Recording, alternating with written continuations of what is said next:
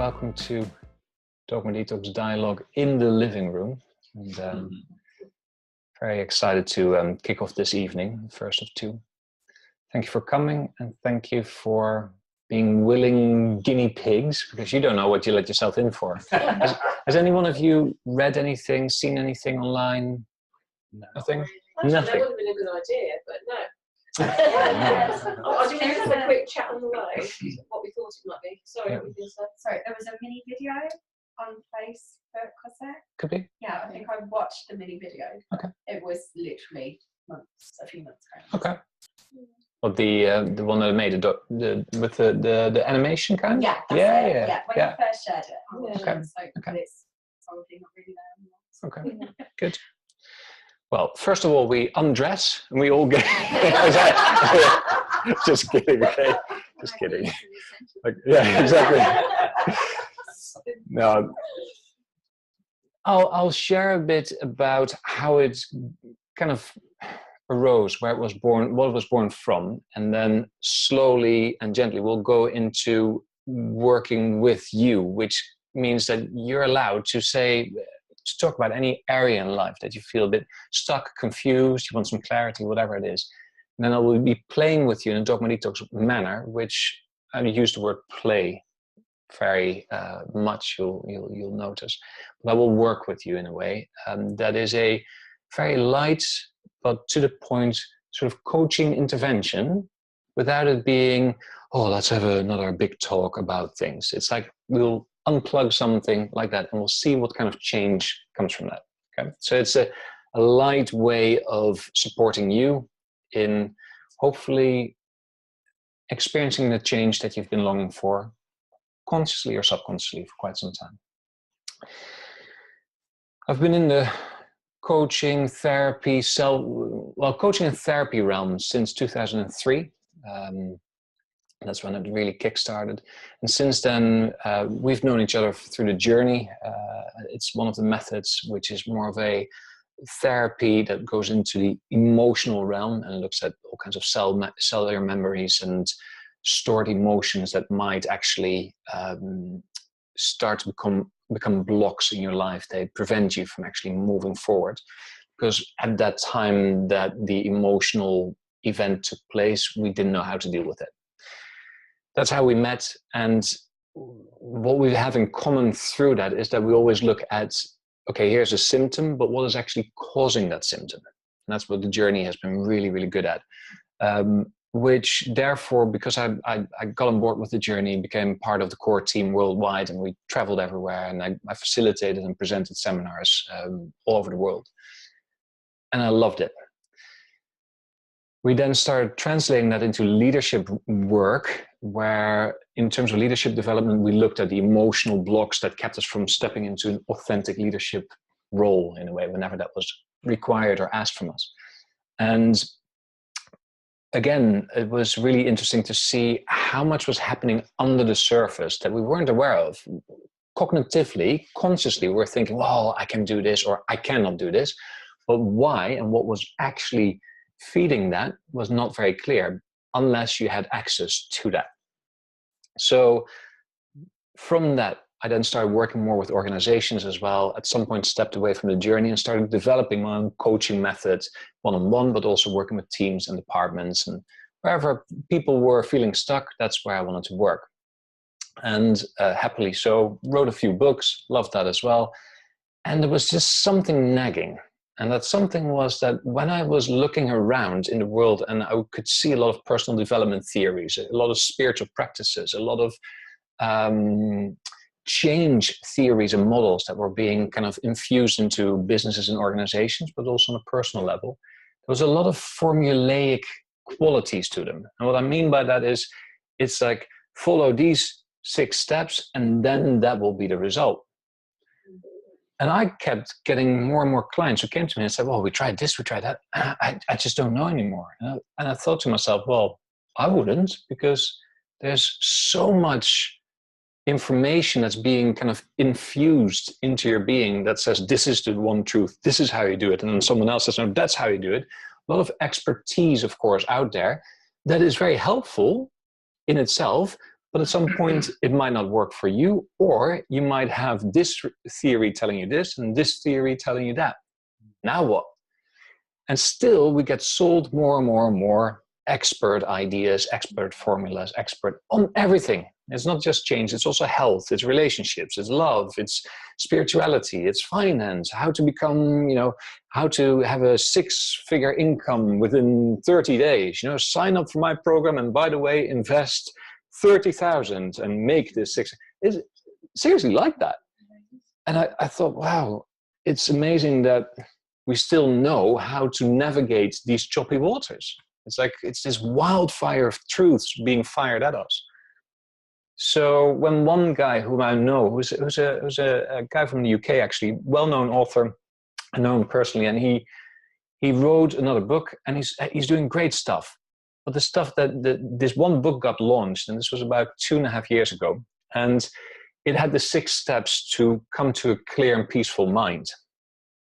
And I just felt this rumble inside. I was like, God, here we go again. Why does he do that? Because I know his work, and it's great work, but now he's poured it into another formula. And meanwhile, I'm getting all these coaching clients saying, I'm so stuck and so confused, I don't know what to do anymore because of all these different formulas. So I feel this, and I hear myself kind of say out loud, like, God, there's more dogma, bloody dogma. We should just detox from bloody dogma. Detoxing, it's all about detoxing apparently. So there's 6 steps to detox. Let's detox from dogma. And I heard myself say it, and I thought, dogma detox. That's nice. And all of a sudden I felt the excitement coming through. And I just, like a kid, I just ran out of my office into the living room. And my wife's sitting there behind the computer. And I said, I've got it. It's the new book titled, Dogma Detox, Dogma Detox. I said, oh, fantastic. So what does it mean? What are you going to do? I don't know, but it's fantastic. I know this is going to be the new thing. So I was really excited within myself, not having a clue what I was going to do with it. The only thing that I knew was I wanted to kind of start up a message that would broadcast something differently, that would say, what if you could just land within your own self? Within this that is true for you in this moment, that feels good. And that could be a guidance for you, rather than something out there, without making any other theories or ideas wrong. Because that in itself would be what? Dogmatic, right? If I were to say, well, it should only be this way, not all of that, that's dogmatic in itself. So that's where the quest started. And I started working with people more and more. And I had ways in which I could let them fall into some sense of relaxation, more freedom, more authenticity, reconnecting with a sense of purpose in a way. But it wasn't very quick. It took like 3 days, or they would come to Spain, which I love, because it's like we had 3 days of working in the mountains together, and it does a lot of good. And yet still, if people just right now say, I feel stuck, can I call you? It's like, well, I don't have the interventions for that to literally do that with you. And in the meantime, there's a whole new generation coming through that does everything faster and quicker than we've ever done before anyway. So if everything is changing, including technology, including our socioeconomic environment, including politics, including how we view the world because of our access to internet as well, then what if there was a method that would be so simple and quick, that would be kind of aligned with that, a technology of intervention that would allow people to feel that instant change and then move on with their lives. Because also what I've become aware of in my spiritual search and development throughout these, what started quite young with me, but throughout the decades, is that in a way, there's a new generation coming through. So anywhere between, say, 18 and 45, that whole generation there, they're not like us, like maybe even looking. You're probably in that generation. We're not looking for the, we were looking for the answers. We were looking for some spiritual thing out there, and that was a soul search, which was fabulous. And we do it through yoga, with meditation, everything. Now your generation thinks, well, I already know that. I still love it, but that's not necessarily what drives me all the time. I know that I'm a spiritual being. I know that there's more to life than just, working 9 to 5 and coming home and watching my television, and then probably at some point the light switches off, and that's it. So with that as well, I thought, well, what if for that generation as well, for the generations to come, there will be something that's just quick, instant, and they can move on with their spiritual, conscious, awake lives anyway. So started playing with people, started exploring with people, had a mutual friend of ours come on board, and we both started working in ways to really see how could we make that change, how could we make the difference. And we first started with Dogma Detox, and it was my words, Dogma Detox Dialogues, nice alliteration. It's a bit of a mouthful, honestly, but there you go. And we started getting out there together, and we didn't know what we meant by it other than having a chat and seeing where people would feel stuck, and then at least give them a different perspective. If they were stuck, tell me why you feel stuck. Oh, here, have you tried this? Which is a sort of a cognitive kind of dialogue that takes place. And then out of the blue arose the first intervention, and the second and the third, just by working with people. And I became very excited, because that was actually the answer to what I've been putting out for, wishing for, the change that I wanted to experience within myself, because I felt stuck. And all of a sudden I saw that my ideas of how deep or long or intense an intervention of coaching and therapy had to be before, because that's how I was sort of born and raised as well, got challenged. It got Dogma Detox. It was like, oh, really? Do you think it cannot happen within 10 minutes? It cannot happen within 20 minutes. It has to take like years. I was like, well, that's what I learned. But now the intervention started happening, and I thought, well, that's interesting. I can actually see and experience change with people in that little conversation, in that exploration together, because I know that it's not about symptoms that we talk about. It's about something underneath. Okay, let's explore that. And I found that that is where Dogma sits as well. As much as it sits above the surface, like, oh gosh, if you don't go to church every Sunday, you might go to hell. Well, that's a dogmatic truth that might have worked at a time that they wanted to organize more people, come together in a more spiritual way. By now, I would have definitely unsubscribed from that, because I don't believe that to be the only truth anymore. You know, next to the fact that I've got a different way, a different relationship with spirituality now. So that's a conscious dogma, like there's so many others, that I've unsubscribed from, that I've said, okay, that doesn't work for me anymore. I'll move on in a way that really suits me. There's many dogmas that you've been aware of all your life that at some point you said, doesn't work for me anymore. And you moved away from it. And there's no problem there, because that's a conscious decision.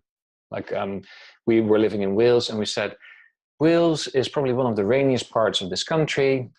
What do we want? We want more sunshine, more international community. That's not happening in Wales either. And it's like, where do we go? And all of a sudden we found our way to Spain. Now that's a healthy unsubscribing from a truth that said this is where we should be living, because for our work, that was the idea. We should be living in Wales.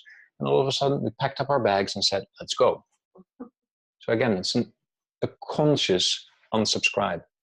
Conscious way of saying, thank you that has served me, but no more, I move on. Which can happen in jobs as well. An environment where you feel like, okay, that served me, but no, not anymore. Thank you very much. I'll step away from that. So there's no problem there. And yet we can feel stuck in relationship. We can feel confused in health, what to do. There's something happening here. I don't know where to turn to, what to do. It can be in your spiritual development. Should I do yoga or should I do meditation or both? Or right now you've got acro yoga, ashtanga yoga, Bikram yoga, all kinds of yoga. Which one is the right one? They all scream, you know, from the rooftops, this is the only and the right way. It's like, oh gosh. You know. And yet there's also dogma, and that's where this work comes in, that sits underneath the surface. It sits in that subconscious realm, this where we cannot know what's there. It's just that we somehow feel stuck, we somehow feel confused, we somehow feel off track. It can be very subtle in a way, or it can be not so subtle. But that's where I've come to understand that there is an energy, a dogma as a concept telling you still like, please don't move from this position. If you move, there will be some kind of punishment because this is the only true way. And it sounds really dramatic, but it is actually how that sits in our being. And all of a sudden that starts talking to us because we feel like, oh, it's time for change. I feel like I want to move. And something inside of us goes like, And it's a bit like a newsletter. You might have subscribed to some newsletters, including Paul and Fiona's, and you subscribe to it, and great, new information comes your way. You're cognitively, consciously subscribing to it. A few years down the line, you're already moved away. You moved to Jamaica, and you've got a whole different lifestyle at the beach, and you're no longer interested in what happens in Northampton. And here are all those newsletters coming in and flooding your inbox again and again. This is what you should know. Here's the new thing. And there's a guy with Dogma Detox coming. You should see him. And you think, well, I'm drinking my coconut water here on the beach. I'm doing fine, And there's just a way in which we forgot to literally unsubscribe.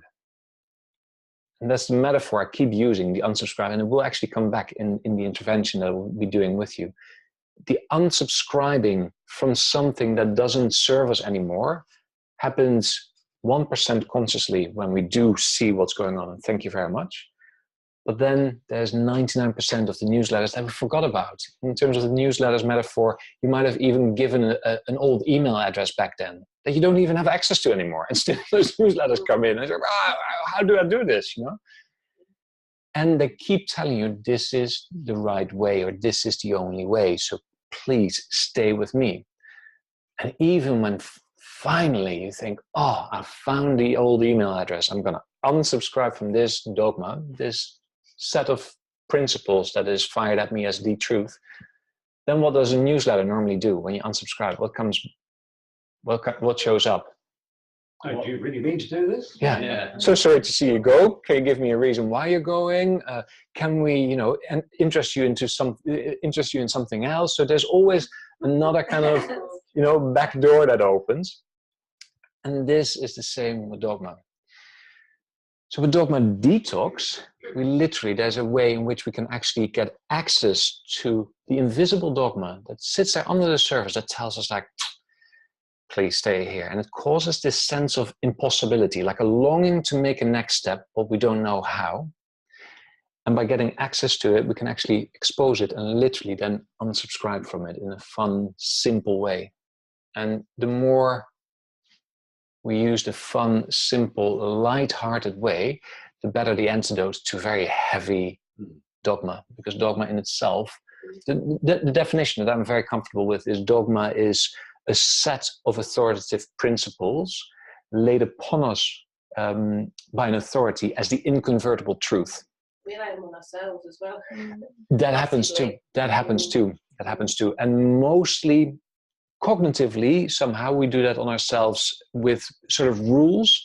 Dogma itself somehow comes in more subconsciously as well. It's like it takes residence in us through the generations, for instance, through our cultural environment as well. If you move from, which I've done, from a more sort of corporate environment to a very creative environment, the sets of principles as the truths are completely different.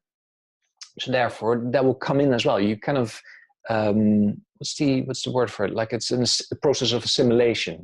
It just comes through the pores and energetically it just comes in.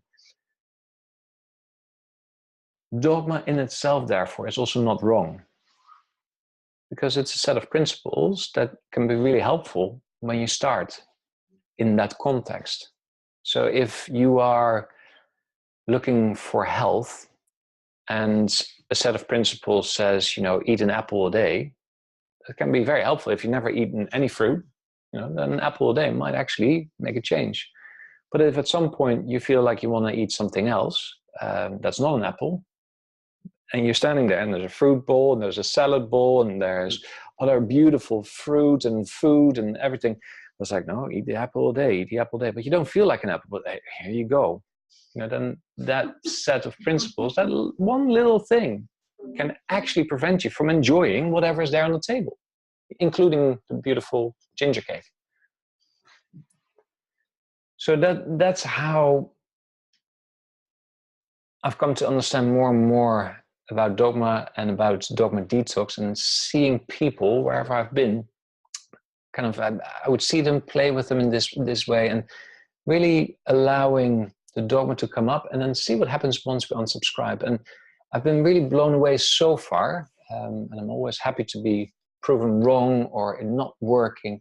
So far, it's been phenomenal, because I've seen myself and others sort of being, our minds were boggled, like it cannot be this simple. And yet I do feel a change already. That's an instant change, but funny enough, I keep in track with people. I log everything, because I'm curious to learn what happens and what works. And I've seen people's lives change. Like, and I'm not talking like, oh, from a very beautiful, you know, oh, they feel so much better. But literally, people with health, a common acquaintance of ours, someone who could not have any, as she said it, food down her throat, was allergic to all kinds of food. And one little process in the kitchen, it was 5 minutes. And afterwards, I think a day later she came, because she came to our little mini retreat as well. And she had gone for lunch, came back with a big smile on her face. I was like, what happened to you? And she said, you won't believe this. After 15 years of not being able to eat anything, I've had lunch, and my lunch was a piece of chocolate cake and a Danish pastry. And I said, how does that feel? And she's like, amazing. It's like, it's so much of a buzz, and I love it. And it's great. I've seen it happen. So I've seen it even on a physical level. Someone with asthma, a dear friend of mine who had severe asthma and took the heavy medication with the inhaler. And she said, I don't know, I've tried everything, don't know what to do anymore. And the Dogma that showed up had nothing to do with health, funny enough. But it was about her finally choosing to go her own way. But there was a Dogma telling her, going my own way means something like punishing other people. That was what showed up, which didn't make sense. If you say, how is it different from a belief wouldn't tell you that. A belief doesn't say, oh, it just doesn't make sense to our minds. But a Dogma was saying that. And it was linked also, funny enough, to certain kind of memories. It was linked to her personality blueprint. And all of a sudden, it's like, here it is. And we changed that. And she then started traveling, went to India, went to Nepal, went to Bali, and she's just loving her completely different life, which was something that was already bound to happen. You know, you could feel it wanting to happen, but she just didn't know how. And she felt stuck in her own little village, being a coach, therapist as well. And, you know, thought, oh, I have to keep doing this. I have to, you know, be there for other people. I have to. That was not what was wanted, actually. So those are the extreme examples. The opposite of it, the subtle examples, it's like people saying, oh, gosh, I feel like I can breathe again after this little intervention. And I was like, well, that's progress right there, you know. That's all that is needed for you right now. Beautiful. So I've got no preconceived ideas of where things should go, what you should experience, what Dogma Detox is limited to or can do or cannot do. I just explore and I play, I keep playing that way, while, you know, the playing is really supported by my own spiritual development, which happens on my consciously for my 10th. So long spiritual path, and my coaching and therapy since 2003. So that's what it's kind of been supported by and backed up by. So also, once I start Dogma Detoxing with you, it's also good to know that there's no taboos here. I've been working around the world with the most unimaginable issues with people, from the biggest forms of abuse through war, to the sexual abuse, physical abuse, the traumatic things that can happen in whatever form, to just kids or people who didn't know how to deal with when they were kids and they were being bullied once. You know, it doesn't matter. Anything. I've worked with people with suicide attempts. So there's nothing. I'm just sharing this with you because sometimes people say, "Oh, I feel like, you know, I'm a bit emotional." It's like, I'm going like, great, and they think, well, why is he saying great? But to me, it's like, I know what emotion does. I know what cellular memory does. I know how anything can be released, from a big trauma to a small, just little dogma that just wants to shift right there. So there's no fear here for anything that shows up. And just want to say you're in good hands. Get the tissues out. Yes. I was just thinking, actually, I should go and get the tissues. Maybe. Oh, you could. My experience is that because Dogma Detox is actually, it is a light intervention, it doesn't necessarily have to be very emotional. It is that sometimes it just shows up, and that's fine. But it's not about the predication is not tissues and crying. Let's put it that way. Sometimes it's quite amusing too, isn't it? Can be. It's always a bit of a pressure when you enter rooms with lots of tissues in the middle. That's what I mean. That's what I mean. Like, Okay. yeah. What if I don't perform? Yes. Yes. I've been to a few like that where it just wasn't what I was going to do at Yep. that time. I did it in a quiet way on my own. Yeah. But I didn't want to perform I to make the person who was, feel better. yeah. So It's in a way that's a dogma in itself, right? So therapy means crying, means, well, and I've done it where I was like, okay, I actually taught this as well. Like, you make sure that you got tissues and everything, but what do you do with the tissues? You can have them underneath your seat just in case, or you can have them right in front, and then you send this message like, you're going to be crying right now. I'm going to make you cry. We're going to go there together, you and me. Crying's good. And in itself, it's exactly. But when I go there already with a premeditated result, an expectation of you're going to cry and you need all these tissues, it's going to have some effect that actually does the exact opposite. And that's exactly where dogma sits, and where it's good to kind of pull that out of its, out of its rigidity in that way. Yeah. Good. So, without further blah, blah, blah from me, it might be really good for some blah, blah, blah between us, in terms of, we've got this time together for you to say, gosh, I feel a bit stuck here, a bit confused there, whatever. Doesn't have to leave the room here, by the way, either. It's not like it's going to be something that everyone needs to know.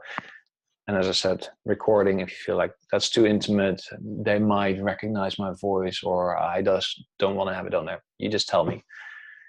But we've got the time here to just see where you feel like, oh, I want some more change there. There's just something inside of me that says, I would love to explore this. I just don't know where. I don't know how. I don't know. There's a push-pull going on, and a little bit of an impossible longing. It can be, as I said, it can be in any area of life, in health, in relationships, in spiritual deepening, work, finance. There's a kind of the bigger pillars in life. And I would really love to kind of give the floor to you in that way and say, so where would you love to, shine a light? And then we're going to play, and then going to see what happens. So that's the invitation to you. Before we do that, whom of you has never meditated? All of you have meditated. Great. Because as much as Dogma Detox can actually help, which I've done, like right there, right then, in a cafe, in a pub, on a train, on a plane, because it happens in conversation. As much as it can happen that way, it can be really lovely to actually take that time to get a bit still and see what wants to come up as well. Okay?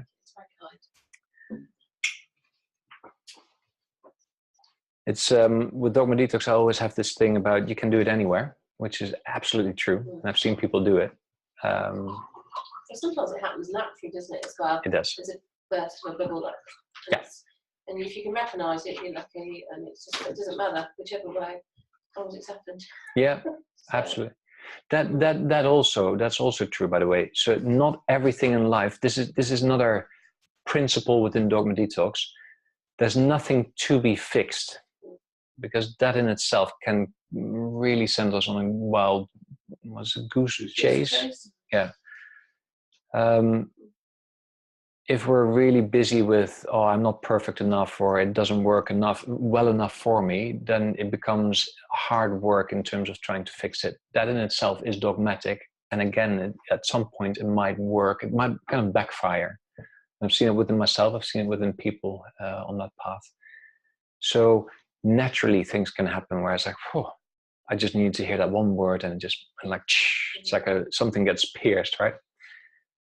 And then there's other areas in life where you feel like, oh gosh, yeah, I've got questions there. As simple as that. And we can just have a look at that. And before we do it, we'll take some time, just literally for a couple of minutes, to just get still, let the awareness come inside, so we don't have to stay in thinking about everything that's wrong with me and, oh my God, what do I need to do here with Dogma Detox? We'll just let it come naturally. Okay. So just closing your eyes when you're ready on these beautiful, well, I'm sitting on a beautiful chair here, huge. But yeah, just allowing the eyes to close here. In this room. In this beautiful home. By these lawns.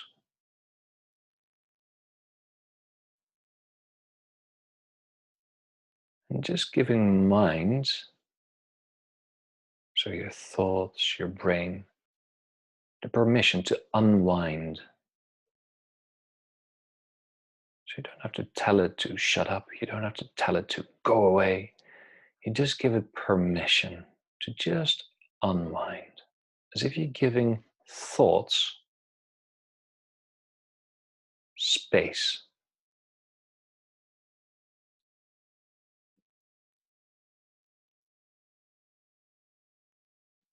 And while that happens, you take a nice deep breath in. And out.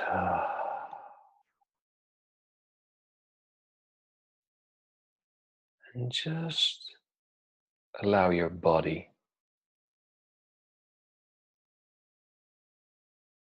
to relax here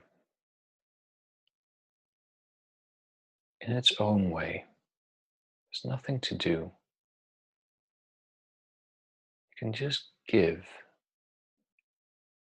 every part of your body the permission to just let go. Nothing to do, nothing to hold on to, nothing to achieve, nowhere to take you. Give it the permission to just be here.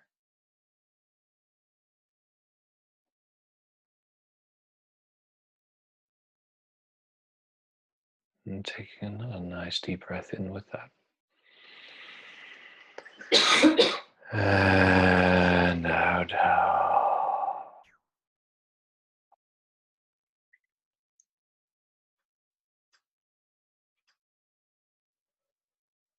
And just allowing the stillness to pull you in. There's nothing for you to reach for. It's just you giving yourself permission to be drawn into the stillness, past the boundaries of your busy life, past the boundaries of your body, your emotions, your mind.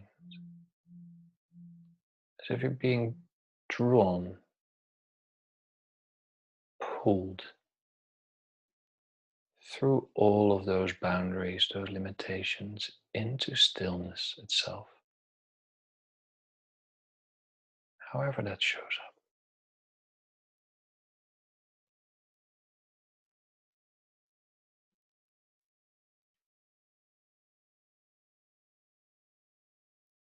Allowing another nice deep breath in to happen.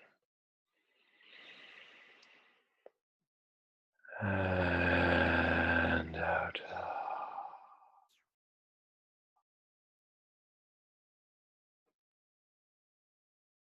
Slowly relaxing even more. letting go even more.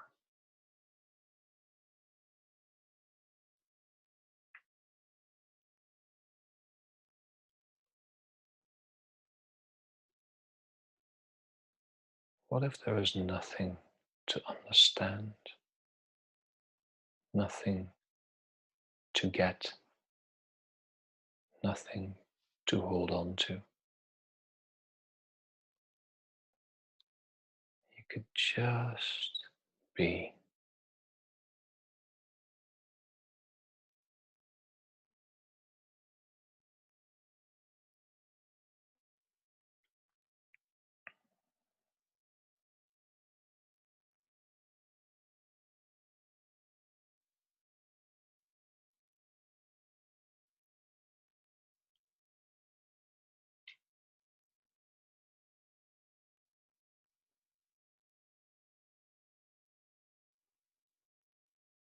And then imagining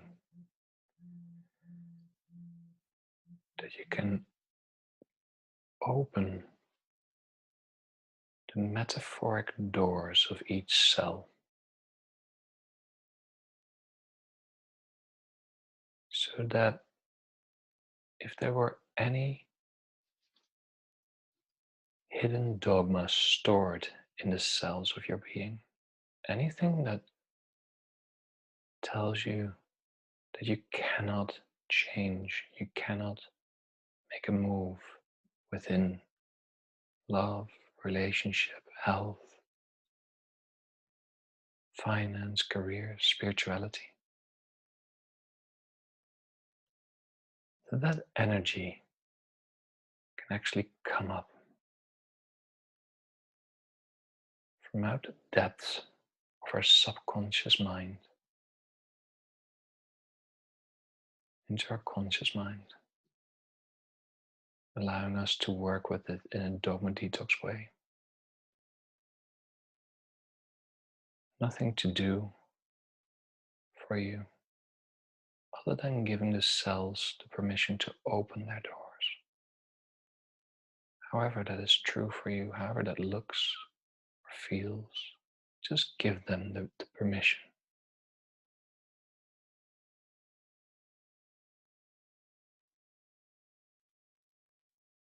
And asking yourself, if there were any area in life where I do desire change, and yet I do feel a bit stuck, confused, off track, like I want to make the next step, but I don't know how.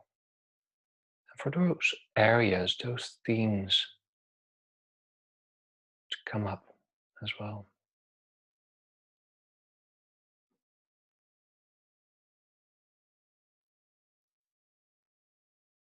And not for you to have to go search for it, just for you to allow them to rise to the surface.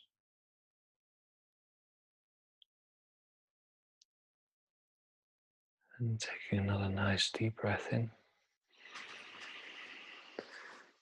And out.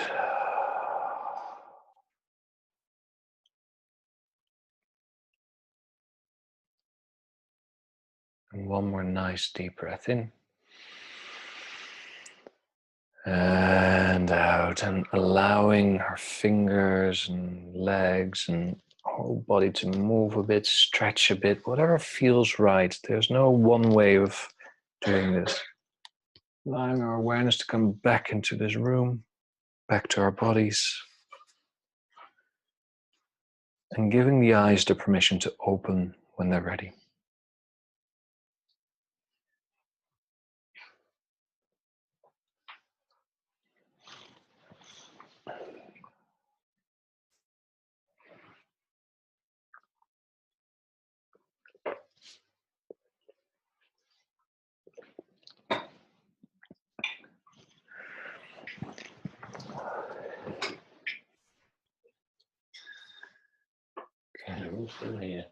Yeah. Yeah. Thought, I wonder if he'd come back. He doesn't always come back. Nice.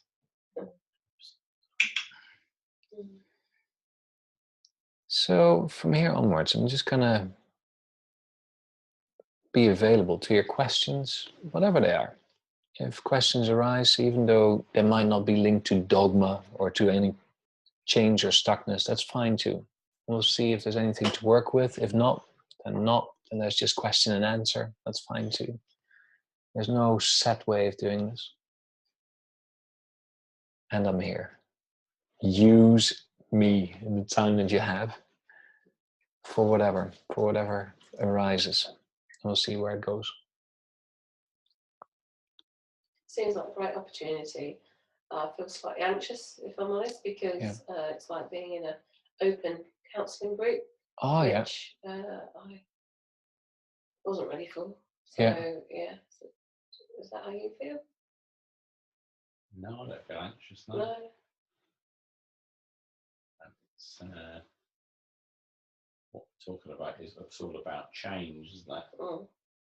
So change is part of everyone's life from the moment you're born. Mm. Yeah. You're changing, the things around you are changing, your situation's changing, your emotions are changing. So you have those Every cell. challenges, if you want to call them challenges, to do with change all through your life. And some people embrace those things. Some people find them difficult. Some people find some types of change they embrace and some types of change are really difficult. So it's like a complicated mixture of things that we've all got inside us, isn't it? My belief, based on my direct experiences, that we all embrace change to a certain extent anyway. And yet, I think you're really spot on in saying you might embrace this kind of change, but have a challenge with that kind of change, or it's determined by the life phase that you're in. And this life phase change was fantastic, and that life phase is a bit like, I don't want this. For instance, if you go into parenthood and you therefore want to create some security for your children, for your family, then of course change might have a different feel to the moment where you were a student or a teenager and said, right, I packed my bags and I'm going on a hitchhiking experience somewhere in Italy. So and that's working within any kind of context, but also within organizations have become very aware of that. Some people say, oh yeah, bring it on. This is fantastic. This cultural change that we've been waiting for. Let's do this. And other people completely find themselves digging in their heels, not because they want to, because it's actually quite painful, costs a lot of energy. And yet it's like, I don't know how to deal with this right now. So then again, that's where Dogma Detox really comes in to support that. And no, it's not meant as a counseling group. And I do get where you're coming from, because there's a way in which I say, well, I'm here. Put any kind of struggles and whatever on the table and let's talk. The difference is I'm not interested in talking with you much about any desired change that's there. I'm going to be there with you and we're going to play and we're going to see if we can create that change right now. That's the big difference between also the therapies that we've been trained in and any kind of counseling. It's enough talking. How is it different? Because we don't talk about the symptoms. Same, I saw a post on Facebook of Prince William speaking with Lady Gaga about mental illness. And as much as I like the fact that there's an awareness being raised for this, I also thought, can we just talk less about that and just get to the root cause of it and see where we can help the change that people are desiring and asking for, instead of saying, well, we all have a mental illness and it's so hard living in that way. And, if only people knew about this, it's nice. So it's not an either or. And yet, if I'm really honest, I know where the change can take place. And it's not necessarily in talking more in a counseling manner. It's like, let's look at the root cause. Sometimes just talking can feed the energy of it by compounding it almost. It can. So it's sort of fruitless.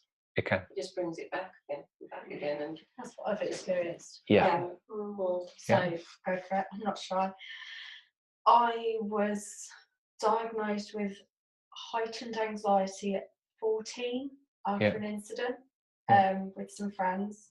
It has gone and come back and gone and come back, and then now I reached, I don't know, 29, 30, suddenly overwhelming.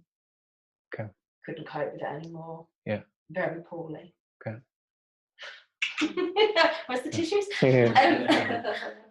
And now I'm at the stage where, well, medicated, because if I'm not medicated, I can't function. I can function with medication. Okay. But still, it's there. So what do you want? What is your desire? Where do you want the change? To not feel anxious, to not have overactive thoughts. For example, I actually called it out and made a joke out of it when we went out for my eldest daughter's birthday in February, because we were on the way to a restaurant and I went, we've got this wonderful cake, need to get it to the restaurant. Okay, paid a lot of money for this cake, need to get it there. She's really excited about the cake, she hasn't seen cake. And I'm like, in my head, I'm like, oh God, don't drop it on the way out of the car. What if you hand it over to the restaurant and they drop it? What if the waitress trips up on the way to the table and drops the cake on the floor right in front of my daughter? I don't need that. Yeah. I'd love to be able to let go of all of that. Okay. Overthinking. Like, it's just a birthday now. Okay. There's going to be cake. Let's go have some fun. Yeah. And I laughed about it. I actually called it out and I said, oh, these overactive thoughts, this is what I'm thinking. We had a really good giggle on the way to the restaurant. But I still knew that wasn't the right thing to do, because in then acknowledging it, it's still wrong, no matter how I deal with it. I can't find a comfortable way to deal with it. Ridiculing it isn't right. Living with it is horrible. Okay. I just want it to be gone. So it, and you can give me your version. It is overthinking. Is that it? Yeah. Or not just overthinking, but the feelings that brings. So like panicky and heart palpitations and literally digging my heels in, not wanting to do certain things because it's going to be, I don't know, an awkward family situation, or I'd love. Okay. If I don't think, then what? You finish the sentence. If I don't think, then I just do. Okay. And if I just do, then what? Then nothing goes wrong. It just, it all happens. Because we've done this hundreds of times. Yeah. And I know that. I know that if I don't overthink things, and if I just stop and do the things that I'm thinking about so much, that it's all fine. Okay. But still the thinking doesn't stop. I'll just overplay it for.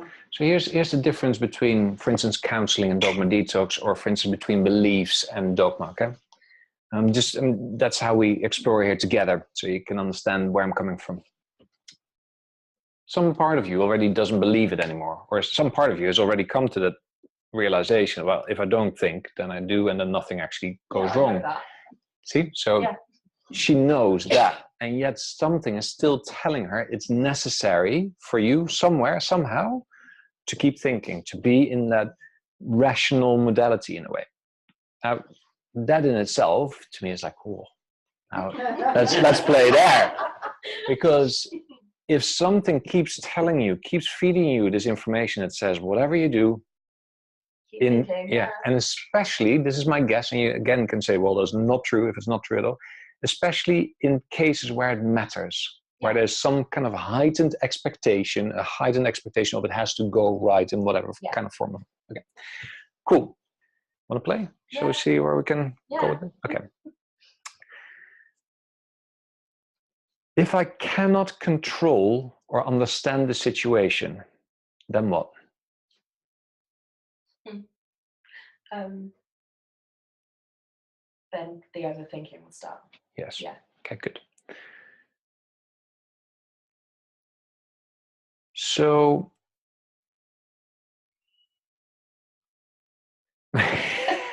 It's like a light bulb. I know. I'm afraid that was my phone. That's all right. No, that's all right. That's all right.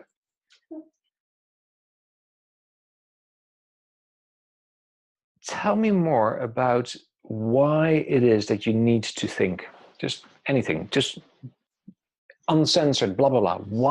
Why is it so important to think? And even if it doesn't make sense, let the words come out. The way I've always described it is, for everyone, if you put in, so this is the only way I explain it, but like normal people would have thought, and it sets off a chain of cogs, and yes, it will have a sequence, yeah. and at the end you'll have certain cogs turning, and they'll keep going, and that's how it works.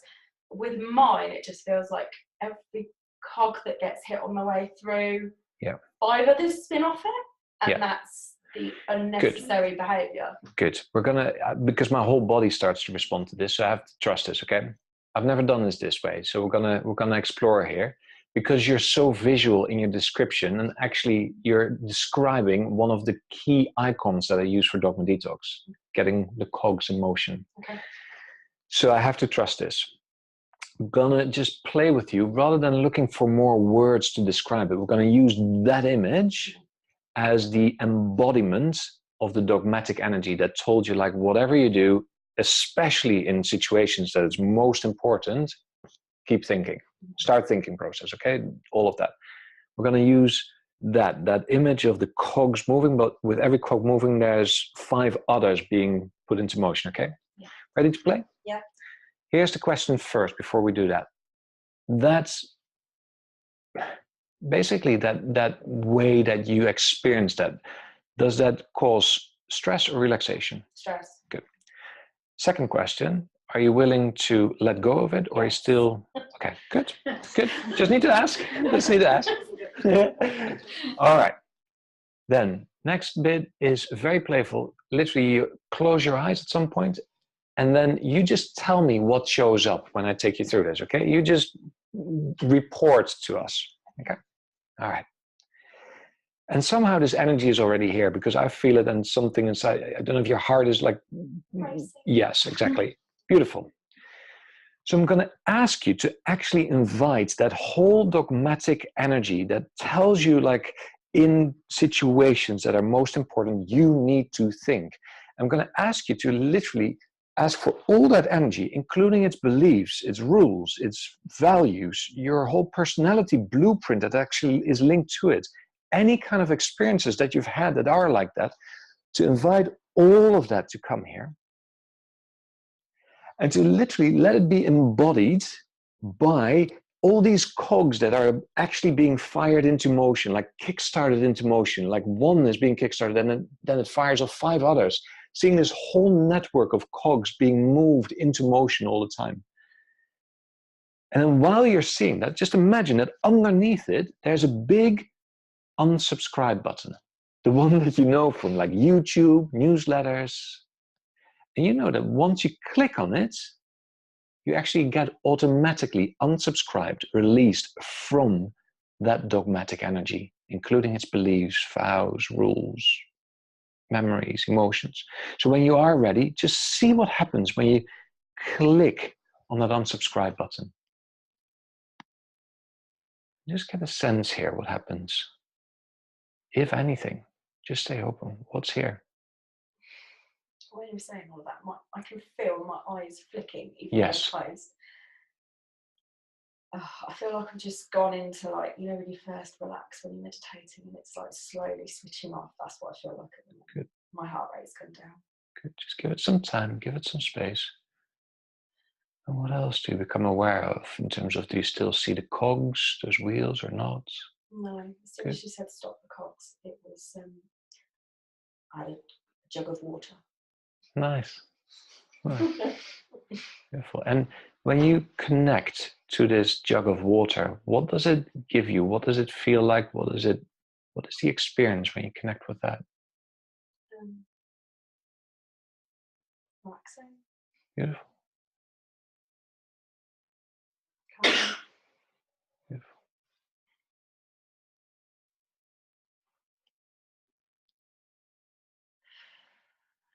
What else are you becoming aware of? Still slightly overwhelmed. Good. Just give that some time and some space. Sometimes what happens is when we unsubscribe from something that's been with us for so long, the body needs a bit of adjustment time and does get overwhelmed by new experiences as well. because it's been so used to an old setting, and now there's a new setting in a way.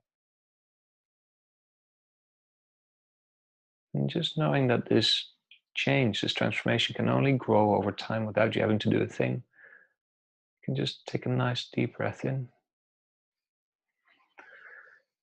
and out. And then when you're ready, just open your eyes. Well done. Well done. Good. It still feels a bit. Yes. Bizarre. Yeah. Spinny, not spinny? But no, just. Yeah. Okay. Yeah. Okay. Good. Just give it some time. That's right.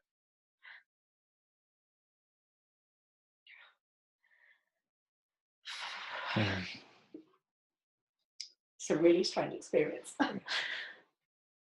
That's why it's called Dogma Detox. It's just, it is different. It's just, okay. And it's okay. And whatever happens, happens. Just give it some more time and some more space again. It's fine. As I said, like sometimes when we've been in a certain frame of reference, you know, if you understand what I'm saying about that, there's something that has told you this is exactly. Yeah. So once the experience is exactly the opposite, a bit like what you were talking about in terms of the bubble gets pierced, you know, you talked something like that. When that happens, it's a bit like, what just took place? How is this possible? And then it's like there's a vacuum in which often, not always, but then there's a sort of an emotional release, or even a release of thoughts and things that we've seen or experienced that comes through as well. And my eyes wouldn't stop flickering. Yeah, it doesn't surprise me. Also, yeah, it is something that's related on a neurological level also to thoughts. So when when we're allowing all of that energy to come, it does that. Okay. Yeah, okay. It's a very common thing. They use it in NLP.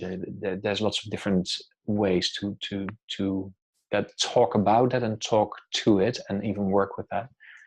Okay. So it's very normal that it shows up. We just went a bit kind of more like deeper there where the dogma showed up. And then okay.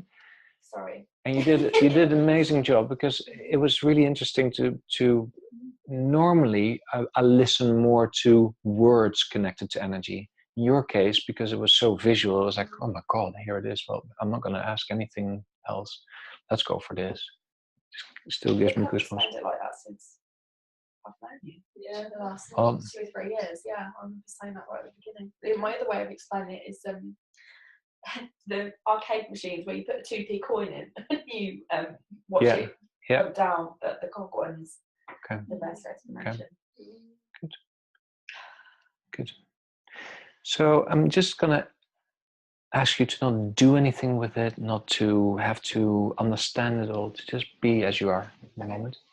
And then if you want, we can stay in touch after this as well. If you've got more, we'll see each other tomorrow anyway, so I'll check in with you anyway to see how you are and how things have become different or not. We'll just see where it goes step by step. Okay. Brilliant. Thank you. Good. And thank you for being a willing first guinea pig in that. Yes. Very courageous. I can see those tops myself. I saw tons of different colours, and so for sure. It's like they all fell off the board. Good. It's interesting. Good. Well done. Someone else needs to experience that. Good. Definitely. It's a bit. Have all of you experienced Emma technique with Paul and Fiona? No. It's. I found that there were real kind of parallels between what they've been doing more and more of and what I've started doing with Dogma Detox, because their Emma technique is something that works on the body in a way that the first time it happened to me, I was like, "Oh, you're joking." Because it was literally, someone said, okay, so you got, I came in like an old man because I had a bulged disc and I'd fallen out of the sky, I think, at that time. And then this first woman that I met, did she train you guys as well? Yeah. And she was like, oh yeah, we can look at that. And she said, just sit here, and she went like this. On some, You're cured.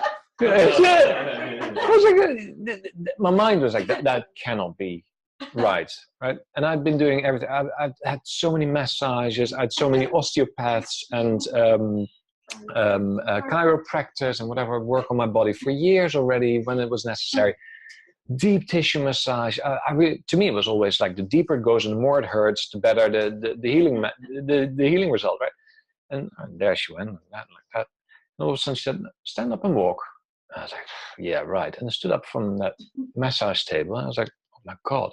And I started crying the first time because there was such a release taking place beyond my imagined, kind of my expectation of what this would have done.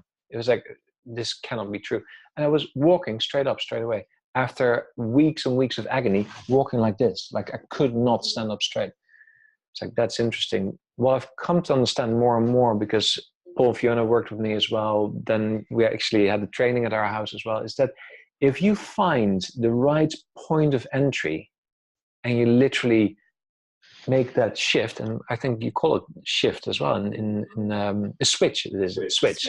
So switch shift. If you make that shift or that switch right there, actually much more can happen than you kind of imagine to be possible.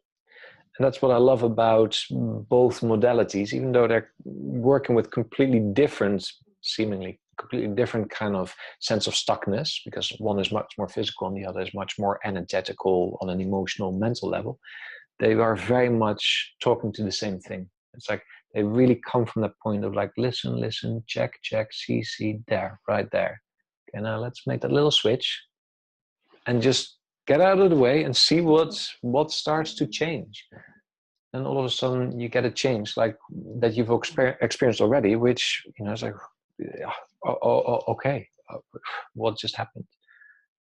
Doesn't mean that fixes you for life from everything. That's not what it's about. But it's like, wow, instantly feeling different from how you were relating to that specific subject, issue before. Great. So well done, you.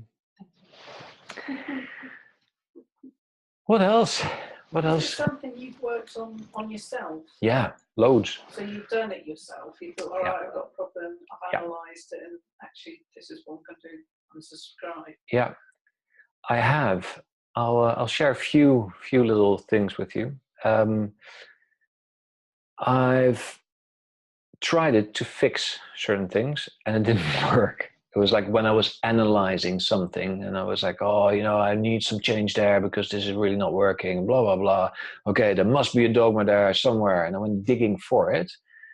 And that in itself is already dogmatic kind of entry point, which therefore makes it obsolete. It just doesn't work. It's like I've just unsubscribed from Dogma Detox working in a way.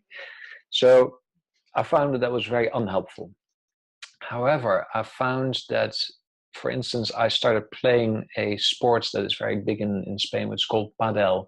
It's a mixture between tennis and squash in a way. And I just fell in love with it instantly. And I had all my thoughts around it because the first time I saw it, I would say she must have been in her 60s or so, a woman in her 60s having some tennis lessons. And this is what you can see in kind of TV shows which you have here. Like Benidorm or something like that. Did you have was it Benidorm? Yeah.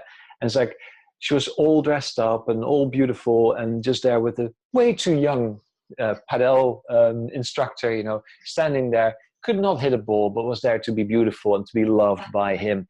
And I thought, oh my God, this is a sport. Really, that's not for me. Then I got invited to it because the guys who are actually playing it in my village, they're into rock climbing and mountaineering and whatever. And I had spoken an interest in more of that because the friends who I used to go climbing with had moved away. So there's someone said, come to this padel and then, meet these guys. I was like, oh God, padel, here we go. A bit of, sort of really old-fashioned tennis, or I don't know what it was. I don't know what my ideas were. Anyway, rocked up there, loved it. Soon after, about maybe 2 sessions, two games or two matches that I played. After that, people started inviting me because I actually had a natural talent for it, which, you know, I played lots of tennis, squash, so it's in me. And I thought, well, great, you know, here I am. And the minute I was asked to step up a level, I got injured. I was like, that's interesting. Okay. So I treated it and whatever, and then ignored it and whatever, and just kept going, and I'll break through this and it's all fine. And then again, I was asked to then join the competition. And what happened? I had an injury, and I was like, okay, that's a bit silly. Now it's twice, and it's the minute I get asked to step up a level, and then I got curious, and then I said, okay, what if there is a Dogma right here? And on the way down, I had to walk down from my house, down a path to get to the, down a dirt track in a way, to get to the padel court there. And I was literally saying, so what's here? And just speaking out loud, not too loud because there were people as well, but speaking out loud, you know, what's here? And all of a sudden I could feel, and this is the key with it, like with you as well, you could feel that certain words had an emotional response. It was like, whoa, there it is. And it's like, right. And I don't remember, I've written it down, but I don't remember on the top of my head what that specific thing was. I just remember the actual experience of it, which I still feel. It was like almost felt like terror, funny enough. And I was like, right, that sounds and feels like something that I want to unsubscribe from. So I imagined if it had a form, if this had an embodied kind of figure, shape, what would it be like? And then I unsubscribed from it.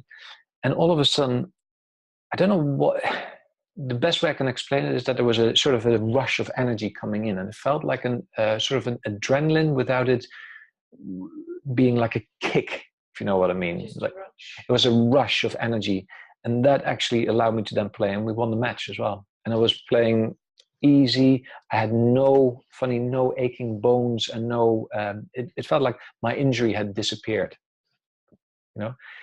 Subsequently, I still wanted to get my body looked at. So I went to a physio osteopath and had certain treatments done because I have 2 bulge discs. You know, and with Dogma Detox, that doesn't go away. It just means that I want to support my body now in a different way, because I now know that I did step up to the next level, not being hindered by this injury, or even if it was like a phantom injury, I don't know. And then to say, okay, so how can I support this body better to actually take the next step and the next step and the next step? Do you know what this reminds me of? You know the body is a barometer theory. It feels like that, but fixing it. Oh, good. Good. That's what it feels. We explored in a different session, like obviously like how you feel your body reacts to certain things and trusting that. Yeah. So like if you really feel like, I don't know, that you should eat that cake, then you should eat that cake because that's what your body's telling you. Yeah.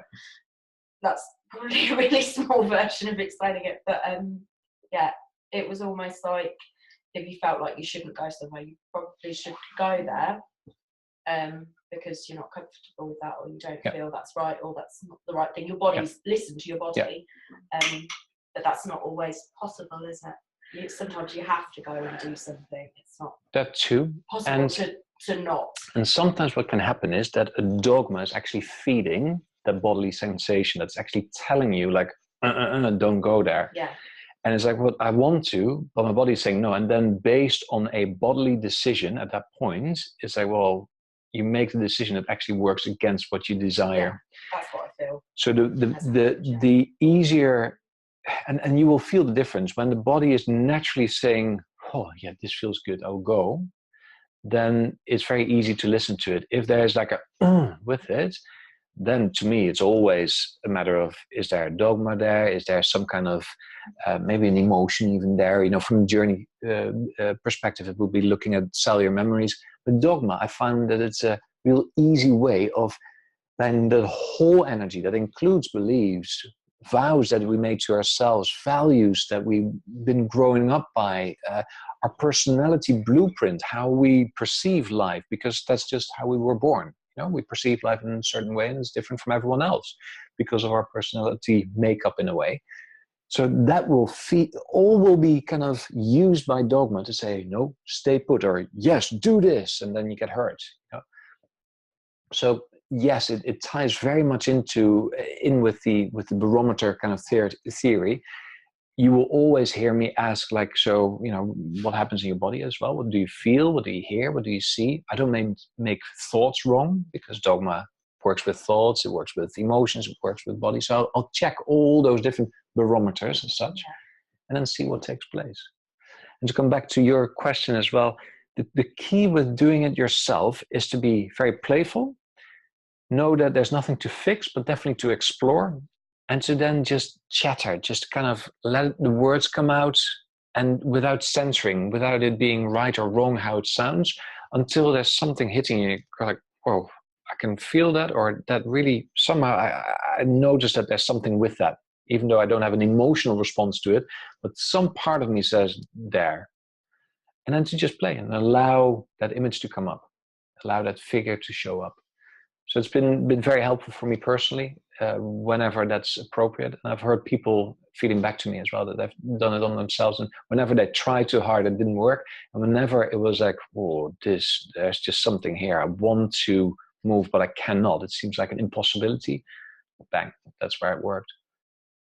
And then the result is always different as well, because that's the other thing. With any kind of theory, any kind of coaching methods, therapy, with any kind of model that we have that says this is how you get from A to B, B has a imagined result. And in business terms, we would call it a projected result. And by definition, that will cause problems, because it will never match that exact outcome. And then are you available to the changed outcome? You know, is that equally good or not? Can you shift your perspective or perception of it? Is it good enough to work with or not? Is it? And then in terms of Dogma Detox, in terms of the individual experience, wow, okay, that's different from what I expected. Oh, I'll see where this goes.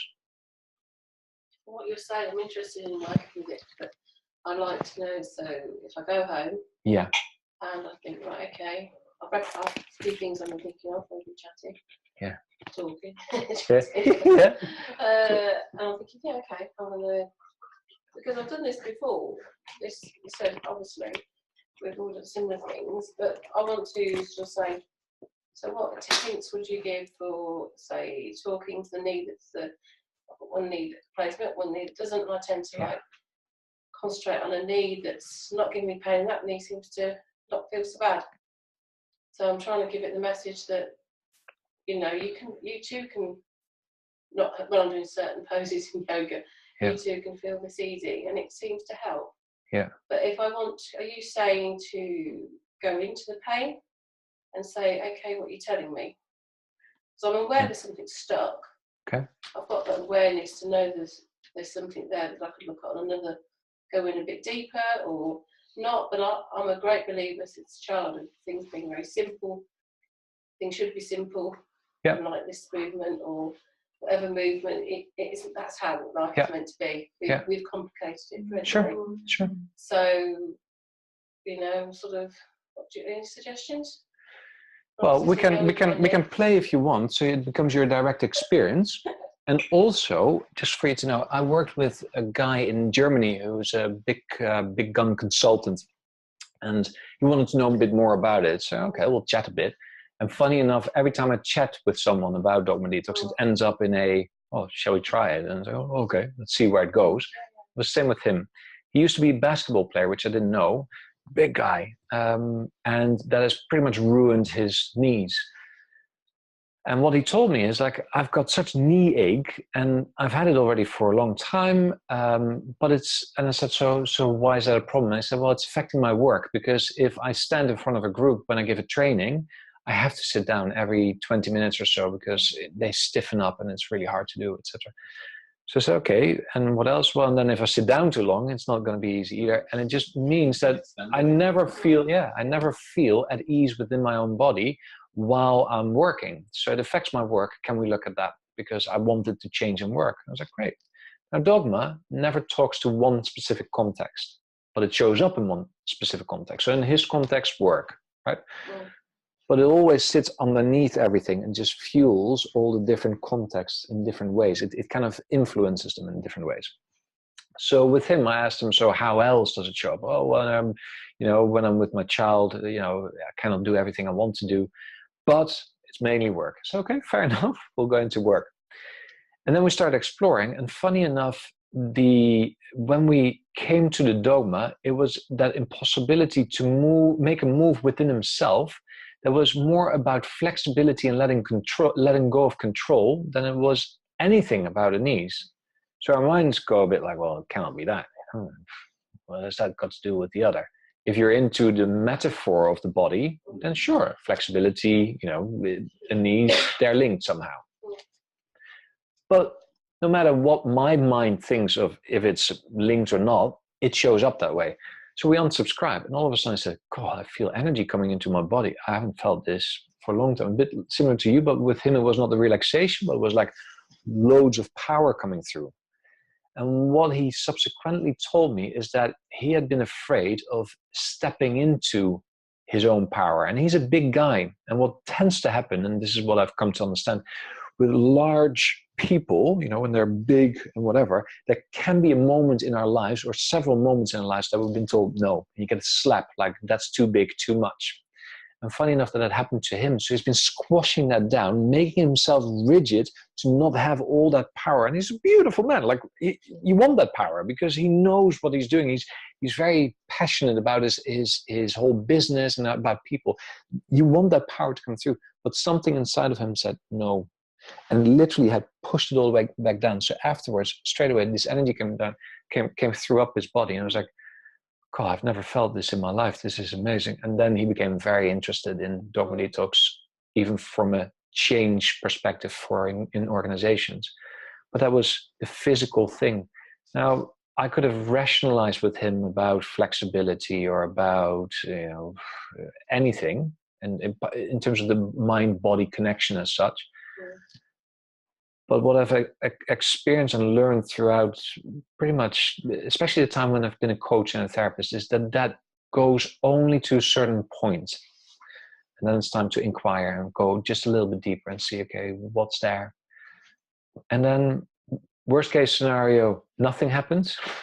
Best case scenario, there's change happening. There's something coming in, and energy, when it moves through in itself, and this might be familiar to you or not, but is already a healing experience. It starts to transform how you experience the body, and that in itself will cause change.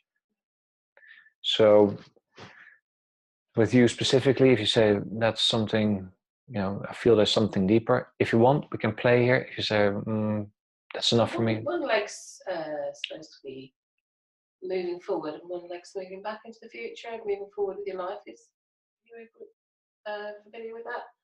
One side is supposed to be, when you were talking, I was thinking, I wonder whether that connection. Female ones. Yeah, and then one's supposed to be like moving forward. Could be. Supposed to be. I don't know whether it is, but it just rang a bell. Yeah, but again, that could be very helpful, as a concept. It's going a bit sort of different to what you were saying, wasn't it? To keeping it simple. Don't think it about is. that. Just Here's the difference. You might have come across this, but I keep using this time and time again. You heard me in the meditation at some point, linking the conscious mind and the subconscious mind. Did you hear that? Yeah. And it was like, I do that on purpose because we've been trained, we've been raised, we've been educated to use this, as long as I think, I exist, that whole kind of paradigm.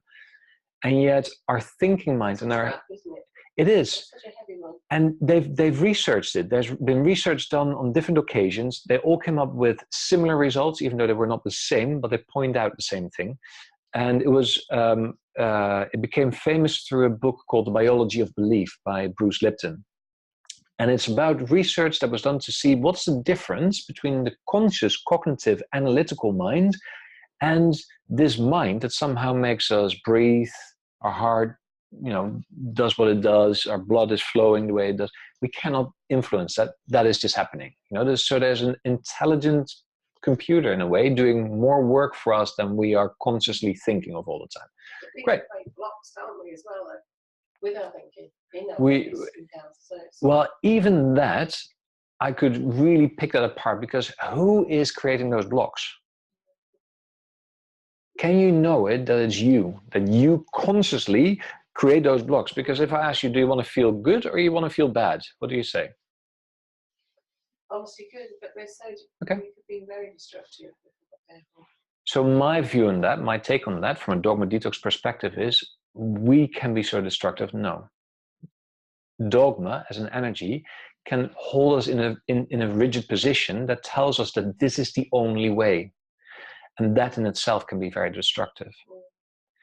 Because if I say you are the one who is destructive, I make you the wrong person, as where you choose to feel better. So how come it's you being destructive? The only thing you want, that you're hoping for, is feel good, have a happy life. And still, in your case, knees, in my case, maybe my back that went out back then. It's like, it's doing something different. Am I responsible for my back? Well, I shouldn't have been lifting stuff. The problem is, something told me that I can do it by myself. That was the first time that the actual disc got bulged. I can do this by myself, again and again and again. I don't need help, again and again and again. When I ask for help, then I am seen as.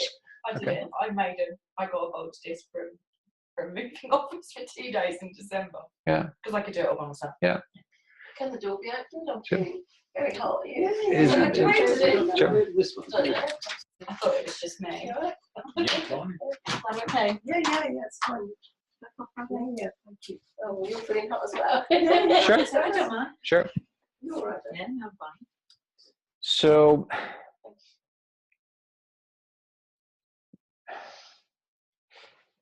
coming back to the essential way of looking through Dogma Detox glasses, let's put it that way. If anyone tells me they feel stuck in whatever form, I, by definition, don't make it their fault. I won't make it your fault. I won't make it my fault. Because this is where I've seen people get stuck even more and more, or kind of sink even further into the, what do you call it? The quicksand. It's like, I want to change, I'm doing something wrong, and struggle and struggle and struggle and sink even deeper. Or they take the whip out and it's like, I should by now do better because I do the yoga as I'm told, I'm looking at my diet as I'm told, I am looking at my mental thoughts as I've been told, I'm doing everything right, and still. Therefore, it hasn't become very helpful for us if we then still think that it's us who are doing this. And the actual first thing I've been doing already for years now with coaching clients and people who've come to me for support is say, well, what if it's just something else that has held you in that position, that meant that you could not change, you could not even conceive of a possibility of change. And that in itself became very relaxing, I saw with people. It's like, oh, when I think that through, sure, I've got different behaviors, different choices that I make that I don't like. But instead of saying, I did that wrong, I can look at, hey, what made me make that decision? Change that. Belief system that you've gained over time, yeah. And it can be beliefs, it can be experiences that have been logged into the body, it can be, and that's why I go with Dogma, because that sits underneath all of it. It's like the mothership of it all. If you're a bit into sci-fi, which I can be, I'm not too much of a Trekkie or whatever they are, but I love these kind of things, these metaphors that you see within sci-fi movies. And the mothership has that sort of the core in it as well, you know. And if you get to the core and you upload a virus, then the whole fleet of attacking vessels just explodes or something like that. And often we get taught to how to look at the attacking kind of vessels, the first line of defense or the first line of attack, which are these little sort of, you know, airplanes or little UFOs or whatever that go out there and shoot and whatever. But it's like with Dogma Detox, it's like all of a sudden there's that mothership that you couldn't see before because it was in a different dimension, or it's set underneath the clouds, and all of a sudden there's like a shimmer in the air, and all of a sudden, woof, here it is. I'd rather. Those movies, even that sound. Yeah. That's like excitement at that moment. You've watched a few. I have watched a few. I love movies, especially when they have a metaphor that I love. So with that mothership, it is true that you actually get access to the mothership even through the others. If you can upload the virus through the beliefs and the rules, etc., sometimes that can help.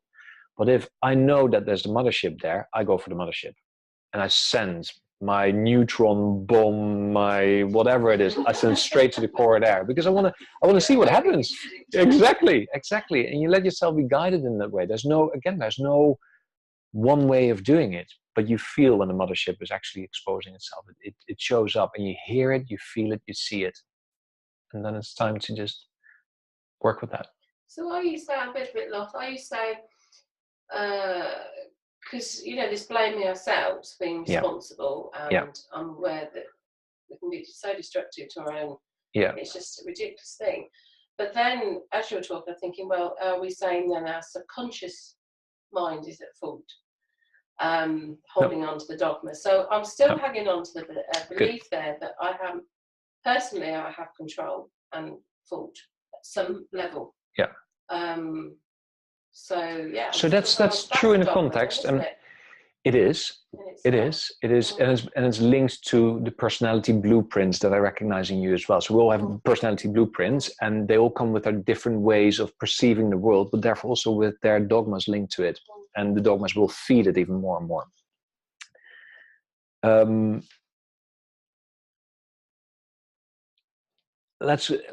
I'll finish the conscious mind, subconscious mind, because this is the interesting thing.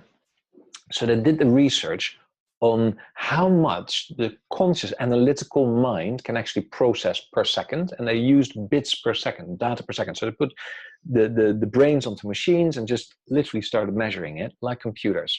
So they did that with the conscious mind and with the subconscious mind. Okay, with the analytical part of our body and being, and the non-analytical part of our body and being. You can guess, how many bits data per second do you think the analytical mind was capable of processing per second? Any idea? Any clue? Hundreds of thousands. Whoa, you contribute beautiful amounts to it. You love the mind. It was 40 bits data per second in one research. Another bit of research says 2,000 bits data per second. Now, in itself, if I ask you to think about 40 things in 1 second, okay? 1, 2, 3. Impossible, right? So in a way, it's amazing that that's even possible, that the mind can actually do that without us even being aware of it doing it. Subconscious mind. That's massive because we're all doing it now. Yeah. So they reckon it's anywhere. I mean, there's different results, but they all point to the same thing. Someone says 2 billion, the other one said 200 billion. Whatever it is, way more. The research is showing the exact big difference. Just the numbers are slightly different.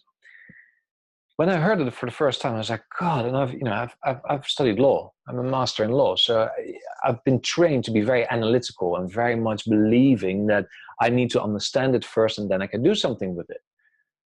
But God, it's tiring. It's a form of control that I cannot feel as being sustainable, because there's times where I don't understand it, but still a part of me needs to understand it and needs to hold on to it. So, oh God, enough already. And when I realized that, I was like, okay, so then I can explore if there's anything on a subconscious level that is telling me that I should be like this or should be like that. But that needs me to understand that this is not in control, and that I can allow the body and the being to reveal, like, hey, this is where I feel stuck, or this is where I want some change, or whatever. And then the things show up by themselves, and I can work with that. I can access it and work with that. I thought that's much easier, because here, if we had figured it all out here, then we wouldn't even have a conversation here about Dogma Detox. I would have never had any clients, ever. You wouldn't have any clients even on a physical level. It's like, people know how to fix themselves, so why would they come to you? I mean, their mind has already figured it out. No, it cannot, because it's too limited in that area. It just cannot. It's very supportive. It's a beautiful tool when used in the appropriate context. Because to know that 1 and 1 is 2 at this moment in time, maybe that will change, in a few decades, but right now it's very helpful. And at some point that might not be helpful. So that's where the difference lies. And Dogma Detox includes the analytical mind, because we say in a way like, okay, give it a form, give it a shape, and what is it saying? What do you hear? What do you see? So the mind is allowed to come in, which is fabulous, and can be creative as well. It can be looking at things and all of that, but it's not where the actual real work happens. The real work actually starts with exiting that subconscious mind. Something inside of you says, I want change, I just don't know how. And then we'll start asking questions, and then all of a sudden the mothership shows up and it's like, whoa, okay, what do you reckon? You ready to unsubscribe from that? And it's like, you're kind of, yes, please. Right, let's play. And again, my mind, my conscious analytical mind keeps saying, well, it should be like this, should be like that. I've seen a woman who brought me to the airport. She came to one of our Dogma Detox dialogues, and she said, when I worked with her, she said, I don't think it's working. Here's the thing. She could not sit still at all. She said, I've bought my new house. I cannot sit still. I don't know what to do. And I've always been like this. My mind keeps going, and I have to be active. So I said, good. So does that work for you? No. Okay, so let's talk a bit further. And all of a sudden Dogma showed up. Again, I don't remember the actual literal Dogma. So does it work for you? No. Do you want to unsubscribe from it? Yes. I just don't know how. I don't know how. I said, great. That'll be my job. Let's play here, right? And we played. And she said, oh, I cannot unsubscribe. Nothing is happening. While she was saying that, and she had already chosen to be unsubscribed from it, right? Her body language started changing, and her face started getting color. Okay, well, nothing is happening. Anything? No, nothing is happening. And then I shut up. Not because I needed to, because my mind was going like, oh, what's happening? I don't understand. 40 bits data per second, going wild. And I see her sink into her body more and more and more. And in the room, there were about 35 people there. You could feel this kind of stillness taking place, as if it was an open-eyed meditation. Okay, I don't know what's happening. I don't understand this. But at some point, I heard myself say, okay, take a nice deep breath in, deep breath out. Beautiful. Allowing your eyes to open when they're ready. And she looked at me, and she had these eyes coming out of meditation kind of thing. Like, I said, did anything happen? No, nothing. I said, isn't that amazing? Nothing has happened. You've been sitting still, and we had been sitting still. And I didn't know until I looked at my clock. We'd been sitting in stillness for 10 minutes. What was her problem? She could not sit still. Now, so she sits there, everyone laughs a bit, and it's like, oh, funny giggle, great, all is good. And I, work with other people. I don't see her for about 3 months, and she takes me to the airport. She picks me up from the airport. And I said, hey, how are you doing? We haven't seen each other for a long time. No, yeah, it's been really good, actually. And so, well, so how are you since that session? Because I'm so curious, because, you said nothing happened. Well, you said still.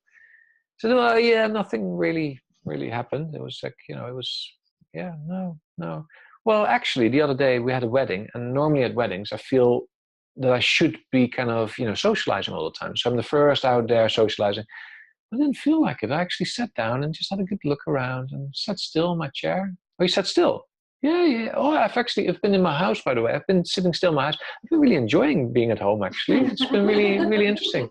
Okay. And I didn't say anything at that point. I was like, I'm going to ask more. And she said, yeah, in the wedding, at some point, what happens?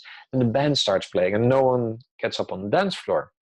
So, and I always feel like, oh, that's, these guys, they do their best. Someone needs to start dancing. So I'm always the first who starts to dance. I said, this time I looked and I checked and I was like, I'm actually really fine where I am. And you know what? I'm going to have a chat with my neighbor here. That feels really good. You want a beer? Sure. You want a beer? Great. Okay, let's have a chat. And so it was a really relaxing evening. I didn't have to be the last one to leave either, because that felt always like I have to show my appreciation for being invited here. That fell away. And, I went to bed, had a really good sleep, and had a really good day the next day. And I started giggling at that point. I said, well, that's amazing. For no change, for nothing that has taken place. Well, I haven't really looked at it that way. So, well, and that's what I keep understanding more and more, that, we move on with life. And it's like, well, it was a nice evening or not nice evening. I don't believe in what this guy says, but hey, when we then stop, all of a sudden there seems to have been change. But because it's a positive change, we are wired somehow to stop in our tracks when it's something negative, something like a challenge. But when it's positive, we assume it's just normal.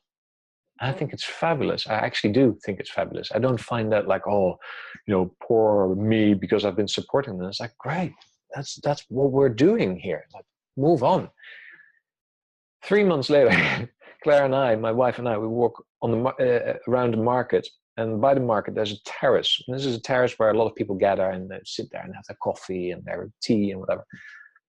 And there she is. There's this woman sitting there, and I walk over to her and say, "Hey, how are you doing?" And she says, so I was like, wow. And I've seen her go through the depths of her being in not a nice way. And she's like this. And I said, oh my God. I said, you're doing really well. I said, yeah, I hardly dare to do it, but it is like this, it is like this. So Claire was like, what is the story with this woman? And so I said, well, keep it up. I mean, what else can you say? Like, enjoy. So I gave her a kiss, walked on, and Claire then asked me, like, what's the story? I said, how funny. I mean, my mind was going a million miles an hour while I was working with her. Like, I need to do something. I need to say something, Someone needs to break the stillness. Nothing is happening, nothing is happening. And here's the life changing right before my eyes, or actually not, because I hadn't seen her that much. So I left all expectation out because I understand that my mind cannot conceive of what just happened here. It cannot. How is it possible that all of a sudden, actually, you look quite different as well. There's like very different from when you walked in here.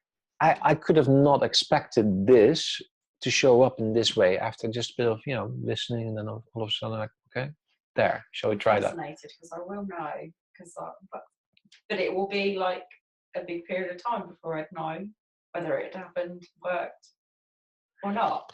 And that again is just because I will have to recognise that, oh, that happened, and no, that not your job. happen. Not your job. I would have to recognise not your that, job. but yeah. Not your job. So what I'm saying here, you've got full permission to not even ever notice that this has ever taken place. Okay. Thank you. It's because with Dogma Detox, there's literally, in terms of a coaching, therapy, support in change perspective, it's really important to see a little bit of progress here. That has changed, and the rest is really none of our business. It really isn't. I can live with that. Yeah, good. Takes you off the hook, right? Yeah, it does. Because responsibility taking for what has taken place is in itself a sign of dogma. We've been spoon-fed the sense of responsibility, which is a heavy, bloody weight on our shoulders all the time. It tells us that we should blah, blah, blah, blah, blah. Sure, in coaching, you can be held accountable for certain actions that you agreed, but that's not what I'm talking about. I talk about us taking full responsibility for now this should change. It's like, oh God, we've got enough responsibilities, things that we need to respond to in life already. Now let that just fall away. Let it just be none of your business. Yeah.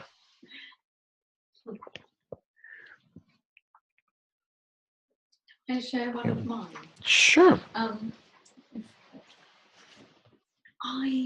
want to live by the sea. Do you? Nice.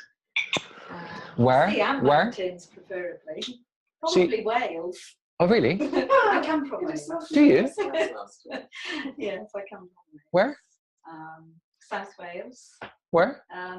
In a little place called Ystrad. I don't know that. Between Caerphilly and sort of Brecon Beacon. Yeah. Great. That's where. That's where? Family. Yeah, not parents. No, my parents have died. But okay. That's my paragliding stomping grounds there. Yeah. From the gallery. Yeah. Beautiful. Nice. Although it rains, maybe. It does. It does. Somebody said it. Right? Yeah. Not all the time. My parents used to give me a daily weather report. So, and I left Wales when I was in my 20s. Okay. I don't know whether it's age and stage or what it is in my life. But my heart is near the mountains and the sea. Something about the sea. Okay. I don't know, I'm just happier. And in your mind's eye, does that look like the Welsh Sea? Is that what's there, or is it? I think it could be bigger than anywhere. that. Okay. But when I cross over that Severn Bridge Yeah. and I'm in Wales, there's like a comfort in me Yeah. that I don't feel anywhere else in the world. Oh, really? That I've ever been. Okay. Yeah. Good. Okay. Good. Tell me more. So you want to, there's something inside of you that wants to make a move, and then? Yeah. I got married 2 years ago. My partner's 70, older than me. Still works, very driven. Doesn't even talk about retiring at the moment. So I think he would move, but you know, we're not moving. We're not making that move. But we've been down to, in fact, we were down in Krakow Nice. 2 weeks ago, and I can honestly say, from the minute we arrived, again, both of us just felt like we were home. It was like a feeling of being home, comfortable. People, everything.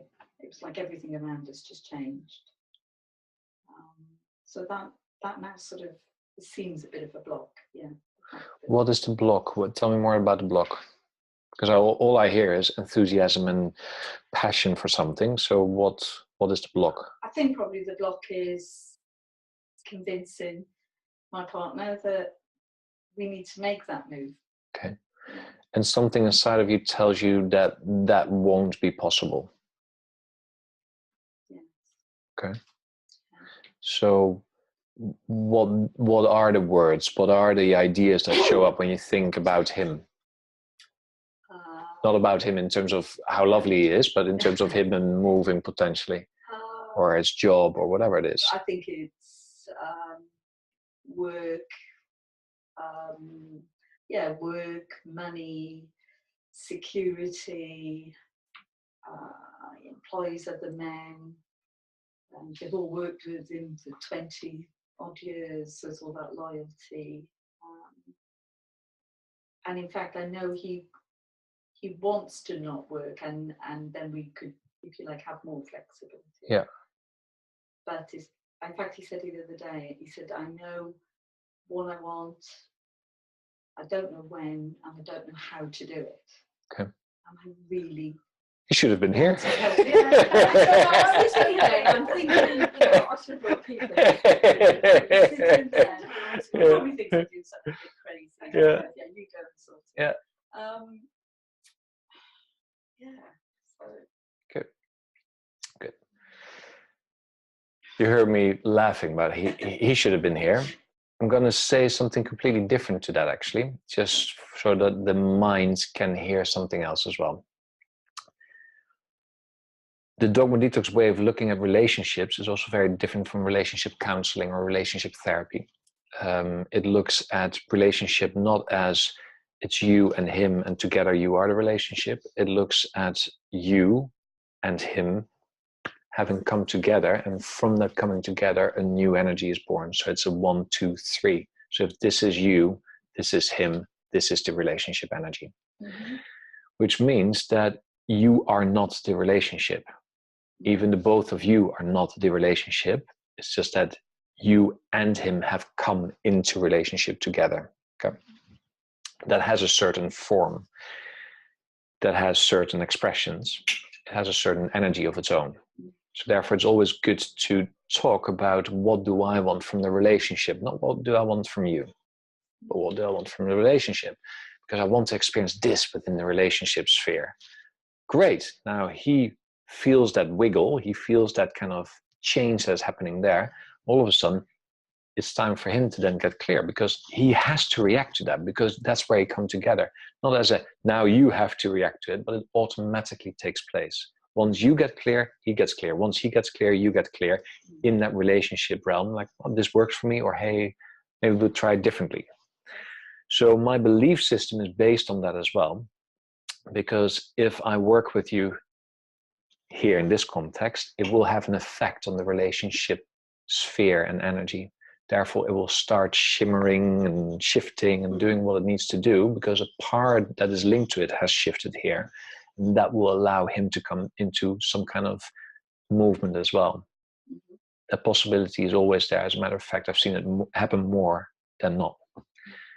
So just for you to understand that, that's where I'm always coming from. So I jokingly said to you, he should have been here, but there can actually already be a significant change by us looking at this, because you speak of this situation. So it's a dogma that's also very much true within your system. So we'll look at that. Here's the interesting thing with dogma.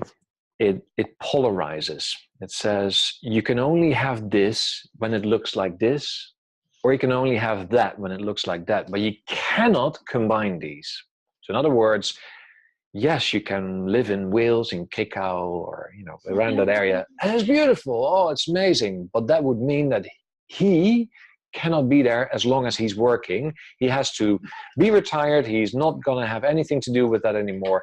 And only if that happens, then this. There's a causality, like an unbreakable causality that says this is the only way. Only if it is like this, then you will experience that.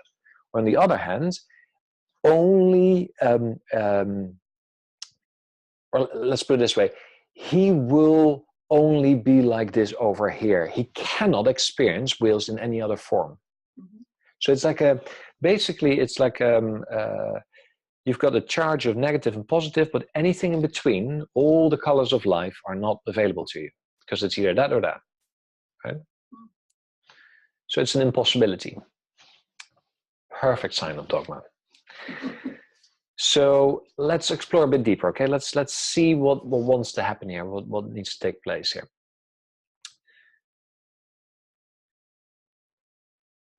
If he resigned or retired straight away, and you were to move to somewhere in the mountains by the sea right now, then what? I think that would be too drastic. Oh, interesting. Do you hear what just happened? Mm. So my mind would assume she would love it. She would love it. So that's what literally was just said. Like what you spoke of is like, only if he retires, then we can make this move. But when I charge it, and this is the interesting thing with dogma, when you charge dogma, you kind of challenge it and you say, okay, let's do it now. Here we go. And funny enough, the words are, that would be too drastic. That is such a beautiful thing with dogma. I love that. So it uses all kinds of strategies and techniques to actually keep you subscribed to it. Okay? So we're going to sit a bit in that drastic realm because that's where dogma, also the mothership, showed itself coming through the clouds here. Okay? Okay. Talk to me about it's too drastic. So he's retired tomorrow. You're moving. There's a house already on the market. You see it. That's it. Boom. You're moving there. Okay. Tell me what's happening now. Whatever. I'm excited. Yes. I'm really excited. But it's too drastic. I'm go tomorrow. Okay. Here. Now dogma does something different. This is okay. So this is not. This is. See, but here's the thing. So dogma then says, well, actually, I gave drastic. I said, no, too drastic. I ask another question and it's like, well, actually, I'm feeling very excited. I would love to go. So again, it starts to, this is what I love about dogma. It's an alive energy. It gives off all these confusing signals right now because does she want to go now or not? What's how? Well, it's not her, it's dogma. It's just literally throwing these blanks and these decoys, these flares. Okay. So you were talking about drastic. Tell me more about drastic. It's too drastic because? I think because for Keith it would be too drastic. Okay. For my partner it would be too drastic to give up work after all these years doing what he always has done in his hometown. Everything sort of, everything about Keith is about sort of like structure and routine, and everything would have to be done properly, rather than just retire and stop. But for me, it would be, yeah. Okay, I'm going to ask you, it's interesting, there's different things coming up here than I've ever experienced before. this idea that for him it has to be structured and it has to be in a certain way, is that helpful to your situation? The idea that you have of him, that he always needs to have it structured like that and can only happen that way, does that help you? Does it feel like that's a relaxing way of looking at him and the possibilities of life? Okay. Wow. Completely different from how I would normally approach this. That's where I'm going to go with you. As long as we see someone in a dogmatic light, and dogmatic light is, this is how it always is. That's dogmatic light. And it's not meant harmfully, it's just like based on your experience. You know, he is the kind of man that seems to like some structure and do it, you know, in a certain way. Okay. And yet, when change wants to happen, that in itself is changing as well, because change comes with chaos. So something inside of you tells you that he won't be able to cope with that. But by you seeing him in that way, in that relationship sphere, there's no way for him to respond in a different way. You understand that? So therefore, it's really helpful already to just change your perception, perspective, experience of him, which doesn't mean that he's never like that. It's just like, this is how he always is. That idea is not helpful. So tell me exactly in your words, what would be the limiting, as you believe it, as it just came up, like what would be the limiting factor in terms of his character as you've seen it, in terms of the change that wants to take place? If the change is drastically, it goes from here to now, you know, from there to there right now. Describe to me the exact same things, and you can be as honest, that will be very helpful actually, as honest as possible about, this is where I see the problem, the kind of the what do you call it, like the bottleneck as far as I know him. What would the words be like? How, if you can describe that?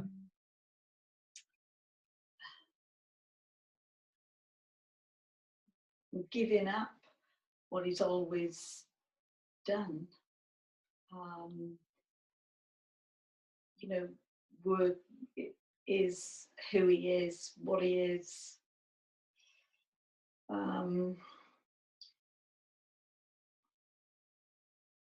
About his loyalty. He's a provider. He's old-fashioned provider. Okay. That's the bottleneck, really. Okay, beautiful. Giving up what makes him who he is. Okay, let's go with that, because the giving up showed up before already. The other words that stood out, funny enough, was he is his work. So I'm going to link those two, just because they stood out, which funny enough is quite linked to another beautiful way of working, which is from a friend of ours, Joel Young. He listens to energy in that way as well. Those stood out, so I'm just going to work with that. So giving up, him being his work. Okay. I'm just going to play with that, see what happens. Okay, because in itself, you've already agreed here that seeing him like that is actually only seeing him like that, as this is the only way he is, stands in the way of possible instant change. As where you're chomping at the bit, as far as I can see. Okay. So here's the question to you. I'll ask him every single time. Does that idea, like the dogmatic idea of giving up him being his work, you know, as it has worked on you and as it is the only truth for you, does that work as the only truth for you or not? Does it cause stress or relaxation? Sure. Okay, good. Are you willing to be unsubscribed or released from it? Beautiful. Close your eyes. Close your eyes. Just taking a nice deep breath in and out. And knowing that the hard part is already over. We've really been going after this because it's a very new way of looking at things. And you've succeeded in really discovering that energy, that dogmatic energy that sits there. I'm just going to ask you to really connect with that, to really allow it to come here to you. And this dogmatic concept says, you know, he would be giving up him to be his work. And knowing that this concept, including all the experiences that you've had like that, the beliefs that have been built on that, the actual emotions that have come with it, all of it is included in this energy, and it now takes up a shape, a certain form. And it can be anything. Just allow that dogmatic energy that says, giving up him to be his work, allowing that to have a certain shape, a form, a figure, just an embodiment of all of that dogmatic energy, including its beliefs, memories, vows, emotions, all of it. If there were some kind of shape, some kind of figure showing up here, what is it? What do you become aware of? It can be anything. A hard triangle. A hard triangle. Great, thank you. And then seeing that inside that triangle or underneath, there's actually an unsubscribe button showing up. And there's a part of you that knows that when you click on this unsubscribe button, like in a YouTube channel and a newsletter, it actually unsubscribes you from this dogmatic energy that has been in the way of change. And just play here, just see what happens once you click on that button. What happens once the unsubscribe takes place here? And just give it some time, just feel, see, hear, just experience what is happening here.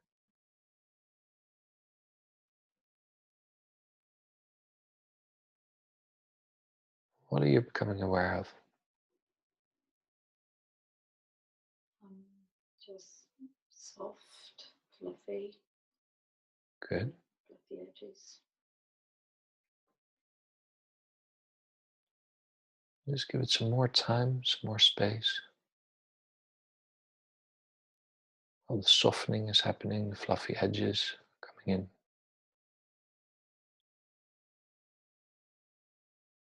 What else are you becoming aware of? What you hear, see, feel, what's here? Lighter. There's nothing there. Beautiful. Nothing. Good. Just space. Beautiful. Then I'm going to invite you to, or actually ask you to invite your partner into this space. As if you can really allow him to appear here, just in your mind's eye. And then imagine that in words or in body language or in energy, you're just communicating to him your heart's desire now. However that shows up in terms of living by the sea and the mountains, it might be Wales somewhere else, but there's something that really, even if there's no words for it, this wants to be communicated now in this relational sphere here. Then check how he responds to that, what the energy in words or in body language is that comes from him. What are you becoming aware of, if anything? Just a really nice space. Very comfortable. Good. And how does he respond to all of this? If you were to see his body, his being here.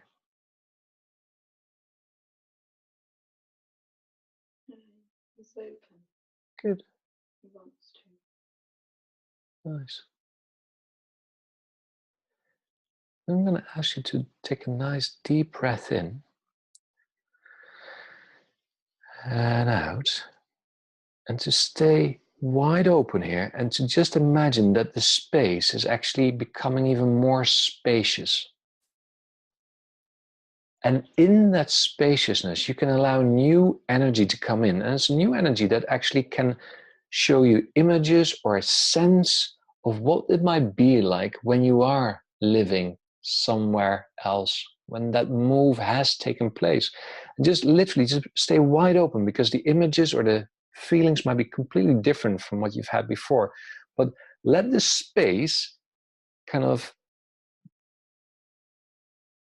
be the welcoming for this. Just check what happens. What do you see, hear, feel? What do you become aware of? Even if they're just like little flashes, whatever it is. It's getting bigger. There's a bigger expansion. Just on sound, see. Yeah. It's getting wider and wider. Good.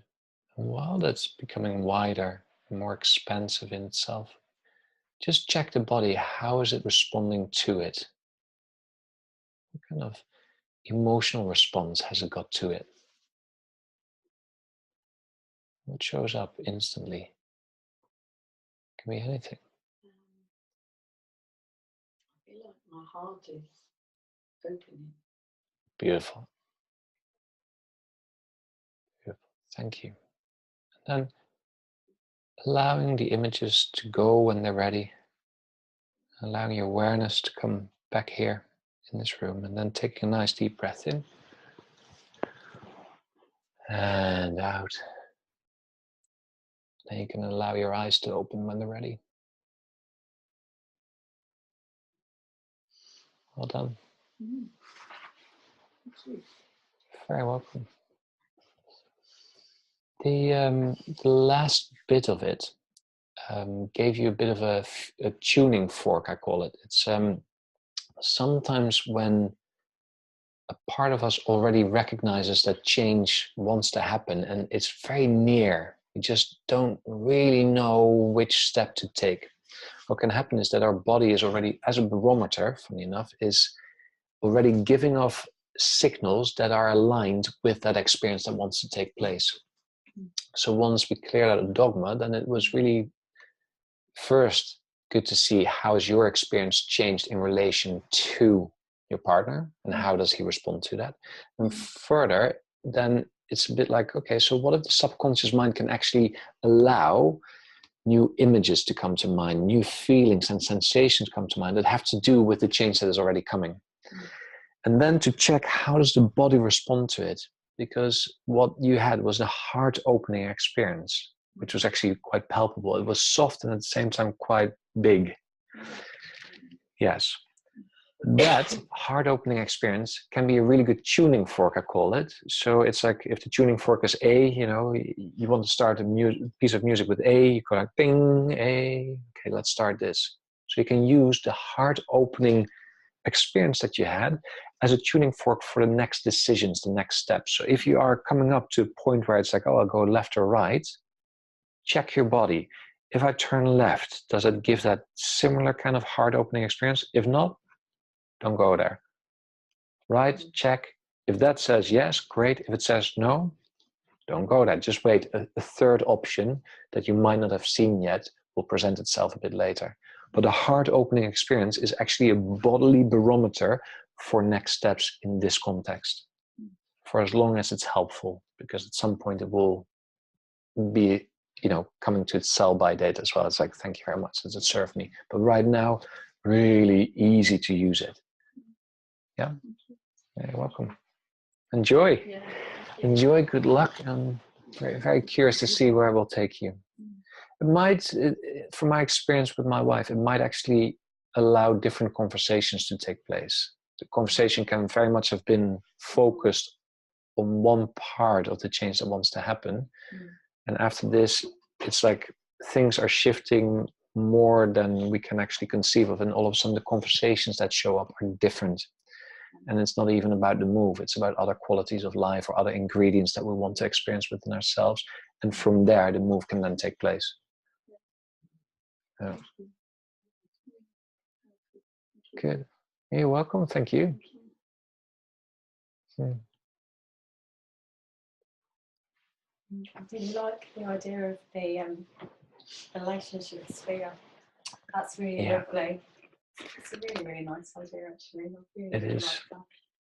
like that. We've actually fed into that recently. We came up with this really funny catchphrase when we were struggling with family issues, which are resolved now. But it was we came up with this catchy phrase, Team Spencer, which is our surname. And the more we feed it it's only fed by positive experiences. We don't use that phrase unless we're doing something really great or something really great's happened. Yeah. And it's just a really nice, I like the idea of that being Team Spencer. Yeah. As soon as you said it, I was like, that's the Team Spencer bit. Great.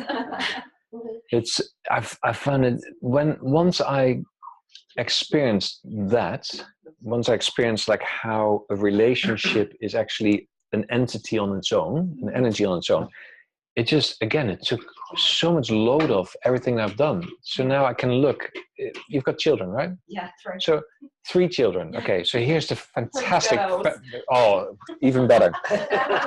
Here's the thing. One person and one person come together, created an energy circle. I use circles for it just because it's easy.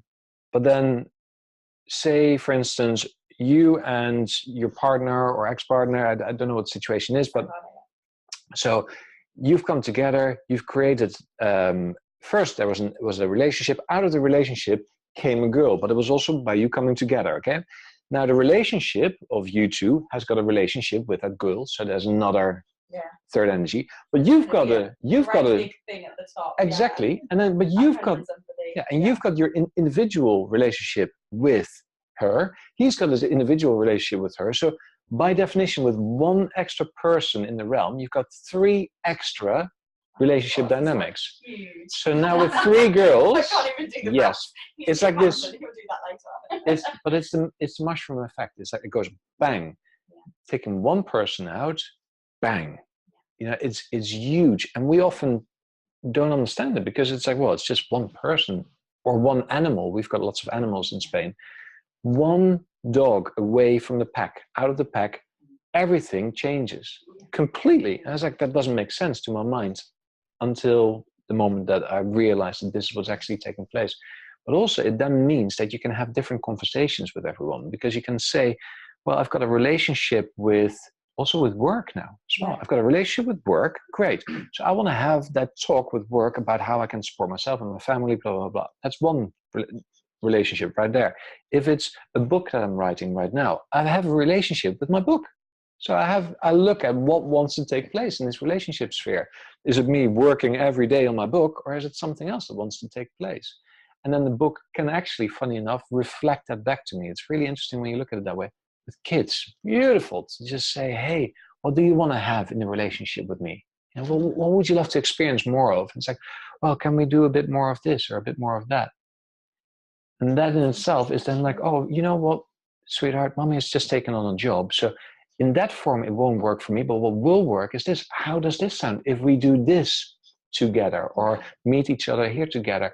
And then, so it's not about she needs something from you or you need something from her, or you there every single time, especially with girls. When you hit this, fabulous. Just say, hey, you know, in the relationship, this is not working. What do you want? What do you want from the relationship? Because I don't know, you know, I've become confused in terms of what you're asking. Tell me what would you like to experience? Instead of what would you want me to do? You know, it's about it. Yeah. Exactly. It takes the pressure off straight away. Yeah. Straight away, and it's a completely different conversation. I like that. Belief system. It is, in a way, it is a belief. In a way, it's a dogma. It's a set of principles that can be very helpful until it isn't. Yeah. You know? So throw it overboard when it's not helpful anymore. To this day, it's still helpful for me in coaching and consultancy kind of perspective. It really always works because people, somehow we understand it. Once we really let it sink in, it's like, oh, yeah, actually, that makes so much more sense. And then there's a completely different conversation that takes place, which I think is wonderful. That is change in itself. Now, so yeah, it's one of my favorite things. It actually will make it into the book, because the book will touch on all the different areas in life. And one of my favorite things is relationship. I work with that a lot, also with couples, but I completely go off script in terms of counseling or relationship therapy, because I don't believe anymore, based on my own experience, that is where I can create the most change within the people who are in that relationship sphere. So I go straight into, this is one of my first things I do. Just pull it apart, say, now let's have a talk. And it seems to just work. There's no longer blaming, like, oh, he did yes. such. Yeah, Yes. it takes it away, isn't it? 'Cause it's almost like a separate. It's dissociated. Yeah. It's dissociated, but it's also talking more about the truth of the reality that's taking place. It's like, because it is not you and the other person as the relationship. It's not true, because you are very much individuals, and how you perceive the relationship is completely different from how the other person views the relationship. So in itself, that is not the boundary of the relationship. When you pull it apart, and in a way it's all linked, it sits much more in spheres within each other.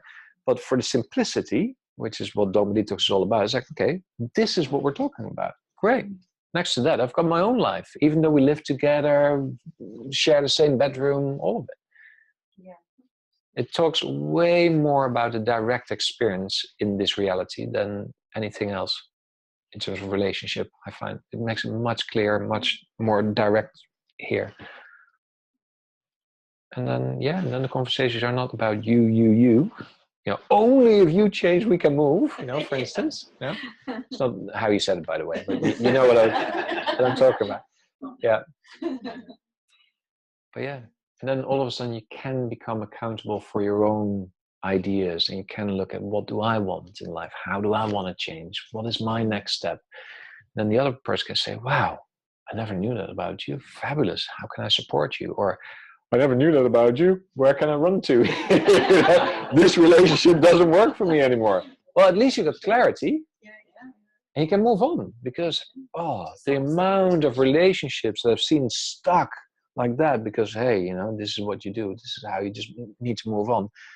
I live in an area with a lot of single moms, and yes, they've had their relationship issues, but God, they're so happy in themselves because they made that move finally to say, not like this anymore. I need to choose something that feels right for me and my child and our child even, you know, like this is the best.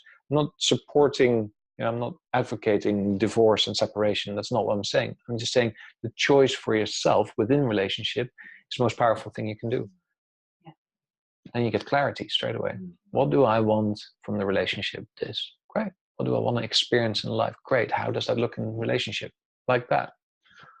Let's talk about that, because I don't know what you mean by that, or I don't know how this would work for me, or I'm scared because it will have this effect.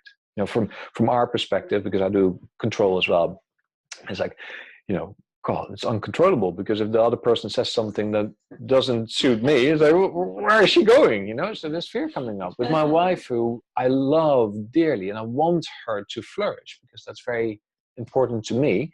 But I say to her, whatever it takes for you to flourish. Now she's being asked to run all these different seminars and across the world, basically. Like, oh shit, you know, because what about me and my life and my work and then child and animals, and I need to stay home. I feel controlled almost by her living her true purpose.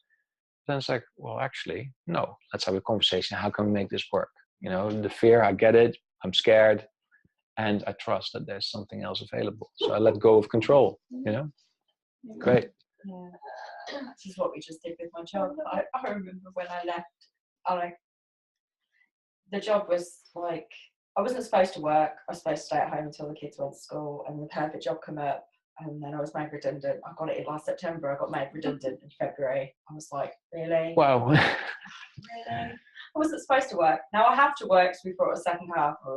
And then this amazing job happened, and I went for the interview. I just felt like I'd gone home. It was bizarre when I walked in place. It was wonderful. First day today, literally everyone's like, oh, are you really nervous first day? And I'm like, no, I'm really enjoying it. They're like, are you sure? And I was like, I feel like I've been here forever, but yeah, I'm doing manual handling training. It's bizarre. It was just wonderful. But I got offered the job on the spot, which was wonderful. Really nice experience. But then left and went, but the girls and how would I get across town every day, and yes, put all those blocks in the way. Sure. And then when I actually went, I'll just stuff it, it'll work itself out, I don't care anymore. And literally I did. Yep. And then, okay, here's my first day. Great. Okay, still don't have childcare sorted, but like, it'll figure itself out, won't it? Eventually. It will. Yeah, it's interesting. It's the first time I've actually been able to go, whatever. Nice. But it was, I'd like as I said, I'd like to have not had those. Sure. Well, this is my ongoing experience as well. When the change is happening already, because that's actually what we're talking about here in every single moment. It's just that there's a part of us that doesn't believe that we can actually follow through or be part of that change that we want to see. That's where it happens. So in a way, the first steps have already been taken, and what it does, it charges the dogma. It says, oh, she's already done this. And then dogma goes like, oh no, stay subscribe to me. That's why it shows up here. That's why it's so easy to then work with it. Yeah, because if it's like as soon as I've done it, I could always feel like other parts of my life were going. Yes. Like almost like went from, I don't know, if we did like a 0 to 100 anxiety, everywhere else was 0. Yeah. I went, stuff it, I'm just going to do that. And everything else went, oh, 20, 25, 30. And it was like, really? Yeah. Yeah. Yeah, so but things are settling. Well, Good. We'll settle again. Good. So that would be good. Things definitely feel different, even talking about it. It feels bizarre. Yeah. Yeah. Oh. Even your mannerisms are different. Are they? Yeah. You know her better than me, so you will know. Yeah. We've played a bit the last 2 or 3 years, haven't we? Mm. Yes. Good. And it's true what you're saying, and I think I've shared it before already, that I see dogma not as just being linked to one specific theme. If it shows up in a relationship in this way, then it has an effect on a lot of other things. Funny enough, it will have an effect on finance. It will have an effect on security, home, roof over your head. It will have an effect on, therefore, probably even at some point, your level of energy, or therefore related to health. You know, it will. And in his case, and therefore also your case, it will have affected work as well. That will have been some kind of push and pull there. Like, you said it in a way, like he's ready to, but he doesn't know how to, to retire and make the next step in his life. So again, it just shows up maybe strongest in one area, but it will have an effect. It will influence all areas of life, because that's just, mothership is linked to everything, not just to that one thing. But it's really good to get clear within the context where you feel the struggle. Also, when you do it yourself in a way where it shows up, in my case, injury, it's like, okay, there's something going on there. Great. Then I'm not going to inquire about work or inquire about anything. But funny enough, I realized it was not just linked to my physical performance. It had an effect on a lot of other ways. As a matter of fact, I heard myself say last weekend that I want to step up professionally as well to the next level, which would include such and such and so. And I was like, wow, where did that come from? Definitely linked to something that seemed to be just physical. So I'm always looking at, okay, so rather than having to understand how it shows up in different levels, I'm always looking at, okay, I'm not just listening to that little bit within this context. I want to hear something that's deeper, that actually can do that with all its tentacles in a way. Yeah, I feel like I'm caught up in like a whirlwind of change at the moment. Yeah, I've recently retired, so that's been a massive change in my life. My mother and father both recently died, which has been a big change. And my daughter's getting married, and we were down in the Gower, weren't we, last weekend? Yesterday. She wants to get married in the Gower. She's got the same inkling for the Welsh Sea, hasn't she? Oh, nice. Connected, all connected. So she's getting married in the Gower. Yeah. She's lived the holidays so much down there. That's it. Yeah, we always used to go to the Gower every summer, even if we've been on holiday somewhere else. We always used to go down there for an extra holiday. A couple of days or something. Yeah, because they all love being in the sea and. Nice. Yeah. The cat's died. There's been lots of change. Really? Lots of accepting different things. You're not completely retired, but no, I can really see Dogma that in my golf swing. That's probably the most. I can. Yeah, there's so many things to think of. Where you stand, how you hold your hands, then how you're moving your arms, the top half of your body, how you rotate your body, where you tense, and to how you straight, and then how you've got to look, all parts of every muscle in your body almost is moving through the golf swing, and when even after you've hit the ball, it's it's a nightmare not to think about when you're doing your golf swing. But like the cogs, you start with one cog, and as soon as you move, there's 5 cogs, and you get further, and there's 15 cogs. And, Yeah. But yet you're not supposed to actually think about all of that. No, but you can't when you're playing golf. You can't stop thinking about it. No. Have you got experiences of it being the exact opposite, where you did not think, and yet it went completely beautiful? Like the zone. Yeah. Okay. So you know that the opposite is also possible. Yes. Yeah. Okay. I sail a lot, and I sail almost without thinking about it. Okay. It's almost like meditating, sailing, because when I'm saying, I'm not thinking about anything else. Yeah. My mind's completely clear. Okay. So, is that possible in golf? I don't know.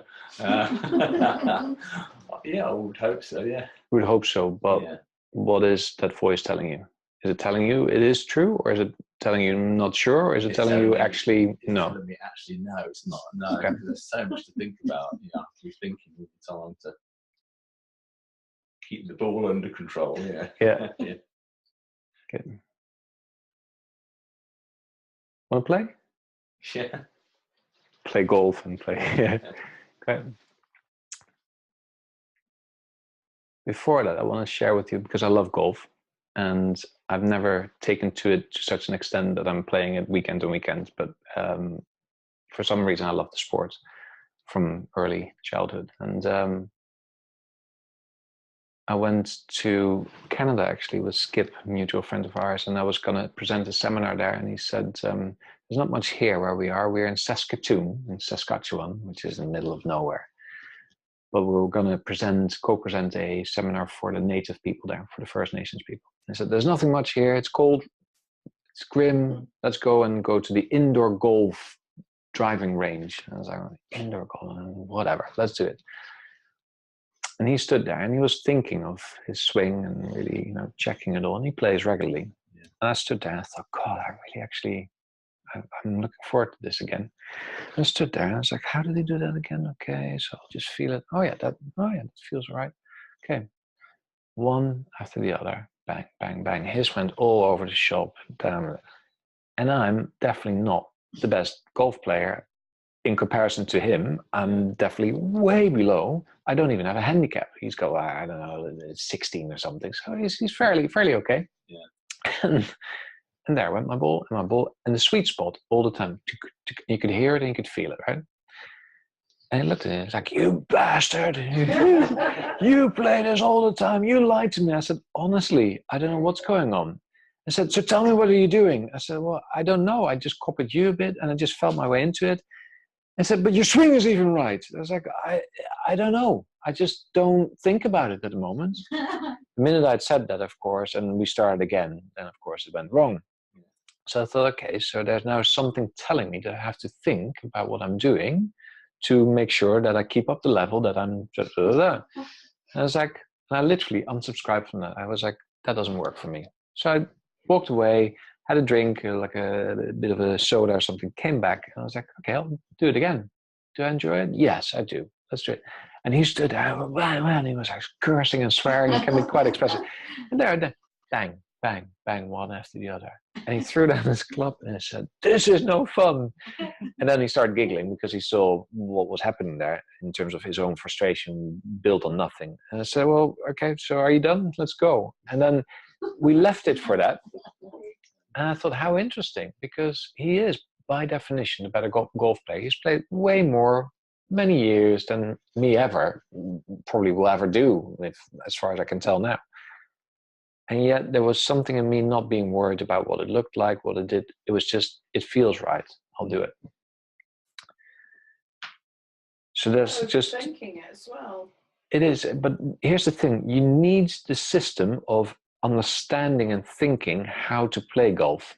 you need to just playing. The first time I went to play golf, it was rubbish because I was playing hockey. I used to play field hockey high level, so I was playing hockey. It didn't work. It was horrible. I was like, well, this is a shite sport. You know, why would I do this? Blah, blah, blah, blah. And, it's like, and then someone comes and teaches you, like, this is how you do it, you know, and blah, blah, blah, and swing through, and you know, you stand there, and in regards to the ball, not here, and it's like, oh, and then you try it a few times, and, oh, great, it works. So the system of thinking and understanding is not wrong. It's just at some point it can work against you. That's where the dogmatic thing shows up, where it's like, I need to think this through, I need to think more, and then cogs go emotion, and more cogs, and then here, and then, oh, 16 cogs by now, and you know, and it doesn't work. And that then becomes the ongoing experience, and that's where it's very helpful to look and play here. And tell me about sailing, because we're going to take it out of its context straight away. Sailing, you said, there's no thought. And I've heard this before, and I've sailed a bit in my life, but the actual sailors, the actual sailors, they have that similar thing and a look and an expression that you have right now. So tell me about that. Well, I started sailing when I was at school. I was about 10 or 11. Yeah. So it's something that I've done all my life. Yeah.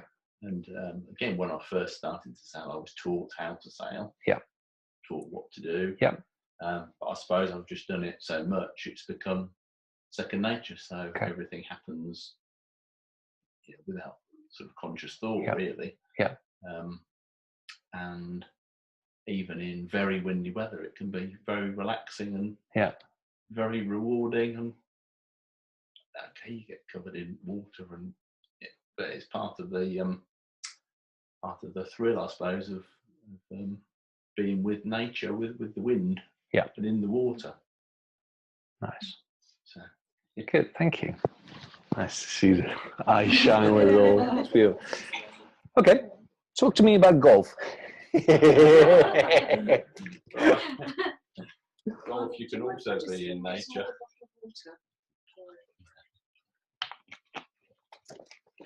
I've got more water here for people. But, yeah, okay. Yeah, golf's just played in the dry. Yeah. Water doesn't go over golf. It's one of those sports that I've tried to learn to play it only recently. Okay. I think because my sons learned to play it at school. Yeah. And I used to take them to the golf course. I thought, well, how difficult can that be, just hitting the ball with a stick? And it's a lovely walk over the hills. I'll do this so I can have a go with them, yeah. And of course, as you've said, you get your stick and you hit the ball, and you need some proper training. So I've had a few lessons, and I do. When my sons get together, we'll go out and play golf, and they always beat me. But they're better players than me. But I suppose I don't play it anywhere near as regularly as I go sailing. So I haven't got that sort of, I don't know, mental memory of whatever it is you get. Like you described at the golf range. It just doesn't come out. It feels like more awkward. Yeah. When you've got a club, and more awkward when I'm doing the swing. So it just feels more difficult to do, I suppose. And what would you like to experience in golf? Just a very natural swing, I suppose. Okay. And something is telling you that that's not possible.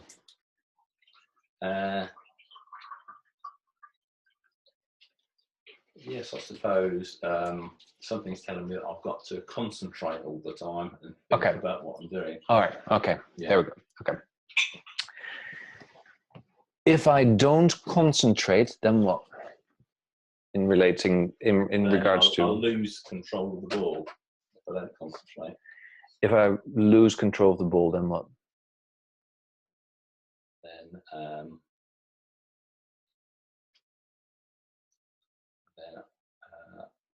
I'll be off the course and not enjoy it. I won't enjoy my game. Okay. So I haven't got to win every hole. Yeah. I just like to hit it in a straight line. Yeah. That would be good. If I'm not in control, I cannot enjoy. Right? Yeah.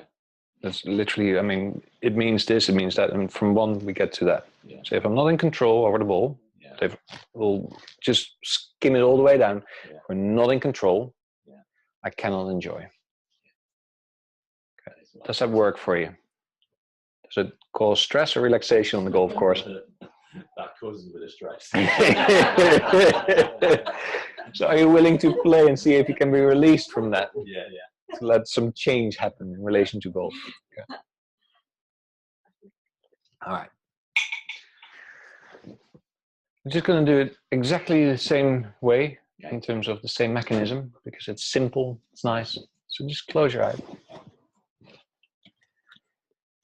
And especially on that golf course and in relation to golf, that whole idea like, if I'm not in control, I cannot enjoy.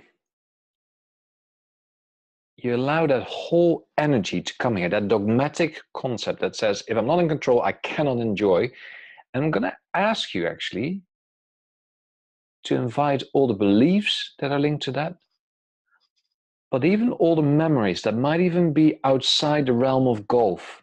If I'm not in control, I cannot enjoy. And to allow all of that to come here, including even parts of your personality blueprints that are related to that. So everything that's been saying in life to you, if I cannot control, I cannot enjoy. Or therefore only if I am in control, I can enjoy. To allow all of that to come here as a big energy, even if that's an energy from generations before you, that's welcome here too. You just let all of that come here. And then just imagine that this has got some kind of figure, some kind of shape, some kind of embodiment, something that's the representation of this dogma that tells you, if I'm not in control, I cannot enjoy. And just seeing what appears here. Just becoming aware of what you see, what you sense, what's showing up here. A big figure of 8 knot. Thank you. Sailing, beautiful knot. How amazing. So this big figure of 8 knot that shows up here as the representation, the embodiment of that idea, if I'm not in control, I cannot enjoy, including but not limited to any experience in golf and all beliefs, all the values, all the memories, everything that's here. And then imagine that underneath it, there's a big unsubscribe button. And there's definitely a part of you that knows that when you click on that unsubscribe button, it allows you to be finally released from that dogma that said, if I'm not in control, I cannot enjoy. And when you're ready, knowing that you've decided already to be unsubscribed, just see what happens when you click on this button right now. And then see, hear, sense, just experience what takes place.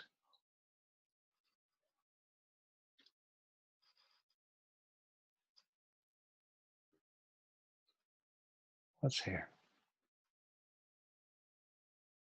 We're becoming aware of, if anything.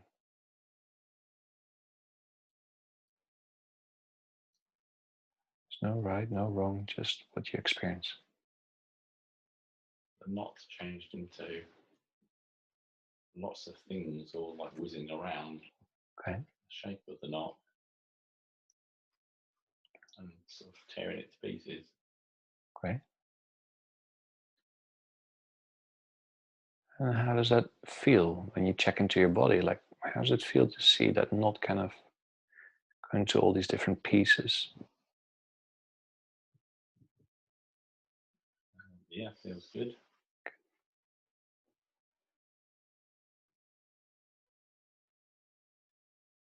What else are you becoming aware of in terms of what you feel, see, hear, experience? Calmness. Beautiful.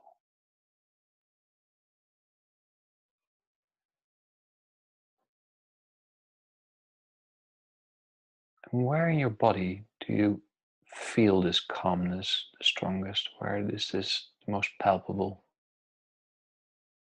In front of my chest. Beautiful.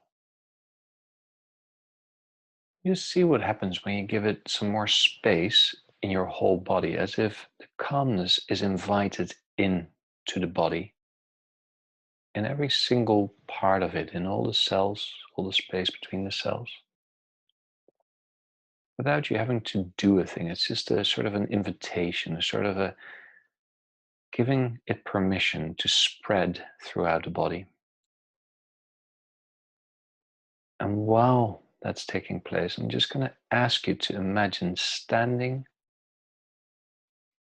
at one of your favorite golf courses.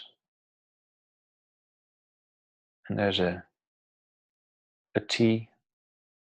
It's time for you to grab a club. Put your ball down on the ground there. It's time to start that first swing.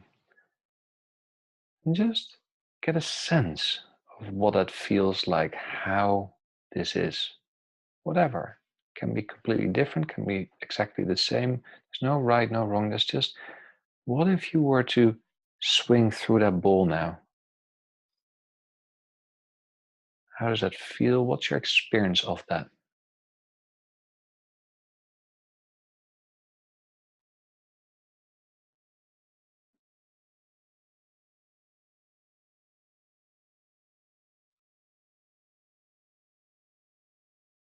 Yeah, feels like a warm summer's day and a good long hit. Huh. And if you then put your awareness back to your body, how does your body respond to that? This long, warm summer's day and this perfect hit has happened. How does the body respond to that?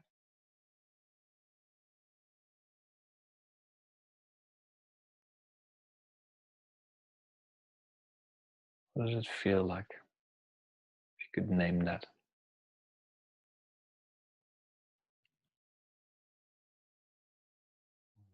Feels warm.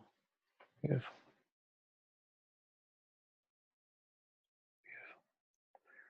And imagine that that warmth can literally make its way through the whole body into every cell of your being, even in the space between the cells when you're taking a nice deep breath in. And out.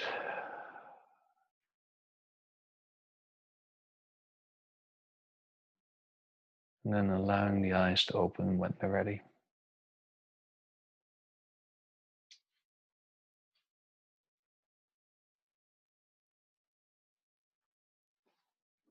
Well done. Thank you for that. Thank you. Nice.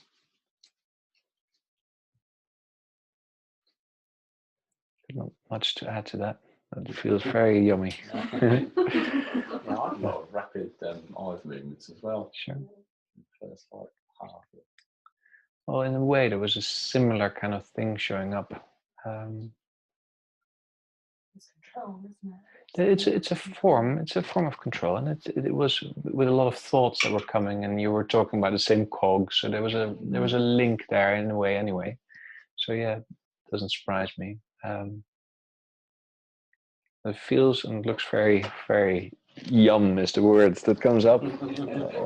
So nothing, nothing to add to that. Just report back if you have good results, because my husband will be seeing you soon. And just see how it plays out. It tends to at least change the experience and therefore the relationship with golf, because something has been telling you, you know, like it's hard work. Yeah. And that's not what's here now. So, oh. Nice. It's funny because I've been wanting to play with it in the realms of sport, because that's one of the areas, except for my own injury experience, but in terms of the performance, it's not been as clear with other people. I haven't been able to, people haven't brought that up as an issue, because it's just not been like that. So I'm very grateful that this shows up. I'm very curious to hear how it will. What will happen? Next year. Yeah, exactly. Yeah. Come back, put the trophy on the middle. Exactly. Now I'm doing well. Yeah. Now here's my next problem. Yeah, exactly. Yeah, exactly. Yeah, I cannot deal with the fame. Yeah. The thing is, you don't have to carry all the trophies in the background with you at the same time. Employ a caddy to do that. Yes, Exactly. Exactly. Yeah. Nice. It was really interesting to see the animation with being the yachtsman and sailing to the frustration of the golf. There was the one thing, but you could see that there was the holding because it wasn't happening. So that was a really, really lovely. But what I've found is it's something that has happened. I would say over the last probably. I'm so hanging on. Bless you. Straight on. And the lights on the outside. Thank you. Right. Yeah, probably in the last half year or so, I've become aware of the mechanism of charge, because Dogma charges everything. So if I then charge Dogma in the opposite way, it actually allows things to come up much quicker. So I don't have to listen to more words or whatever. It's just instantly Dogma responds. That happens beautifully with you as well. So in this case, it was like, there was such a world of difference between the experience of sailing and the experience of golf. Now, in general, it's just about, I want to enjoy this. But somehow in this context, it doesn't work. And that, your eyes, like now, even though now you're even softer with it, but your eyes were glowing and it was like you were talking about sailing. And it was just, oh God, I can feel that. And with golf, it's like, and therefore, by charging it, by sitting in the sailing realm, all of a sudden, saying, tell me about that. All of a sudden, Dogma goes, it shows its face more. So it's like, okay, great. Now we've established that. Now go back to this. It's like, there it is. And it has just created a quicker intervention, funny enough. I love the speed of the interaction.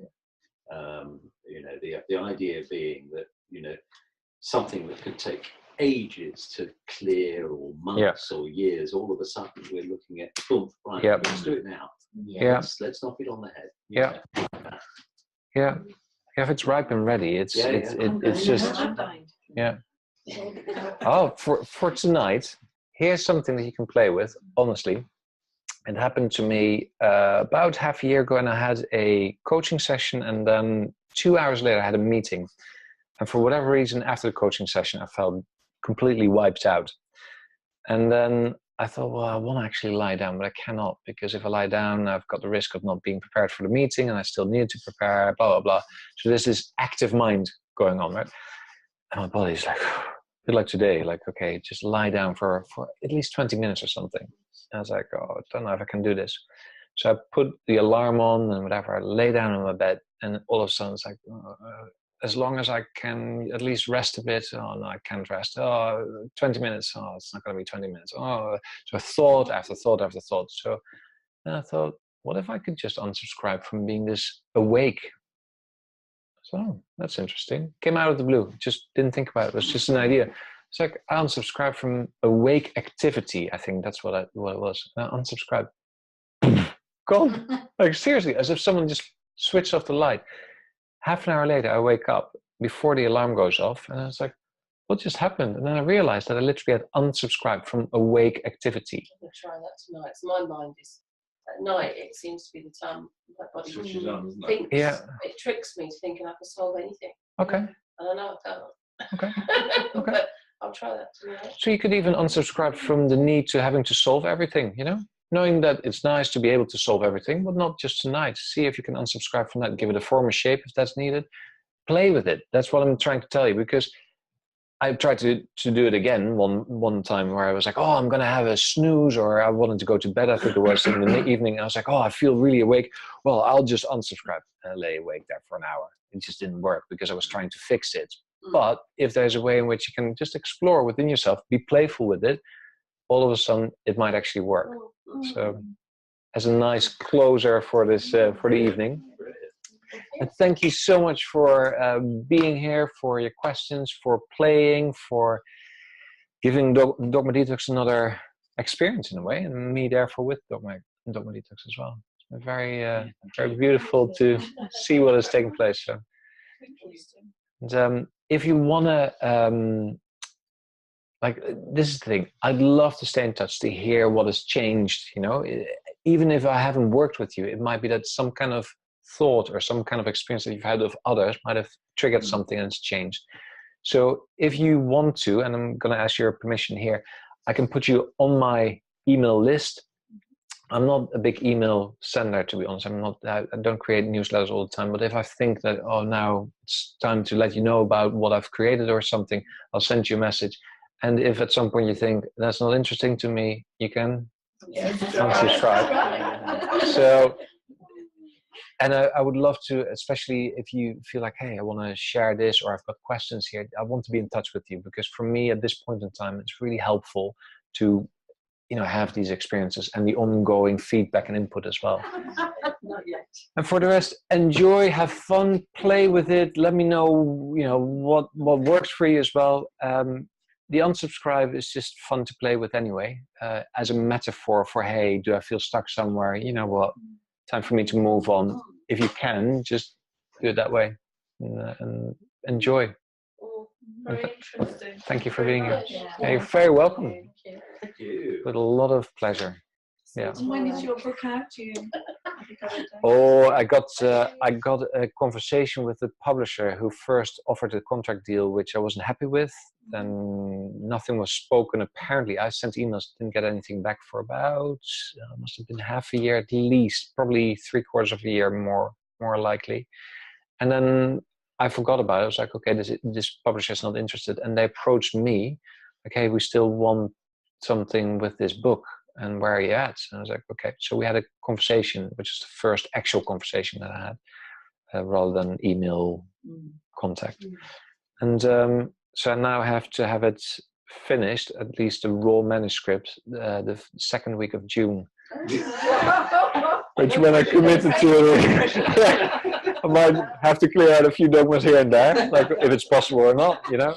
But yeah, it's so I literally started it, and it actually I perform really well in that way when it's clear. Like, okay, I don't know if it's going to happen with this publisher, because still then the negotiation takes place. But for myself, then I've got it ready, and then I can approach other publishers as well if I need to.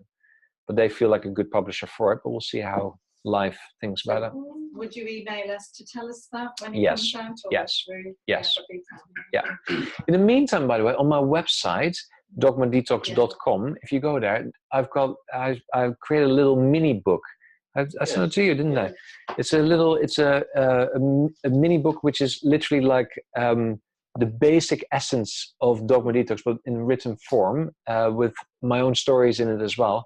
If you feel like it, just subscribe to that. Just literally, you fill out your email details there, and then you get it sent to you, and you tell me if you're on PC or Mac, because I've got 2 different versions. Now. And I send it. Hey. Now. What now? Now you've got 2 different versions. I do now. Yeah.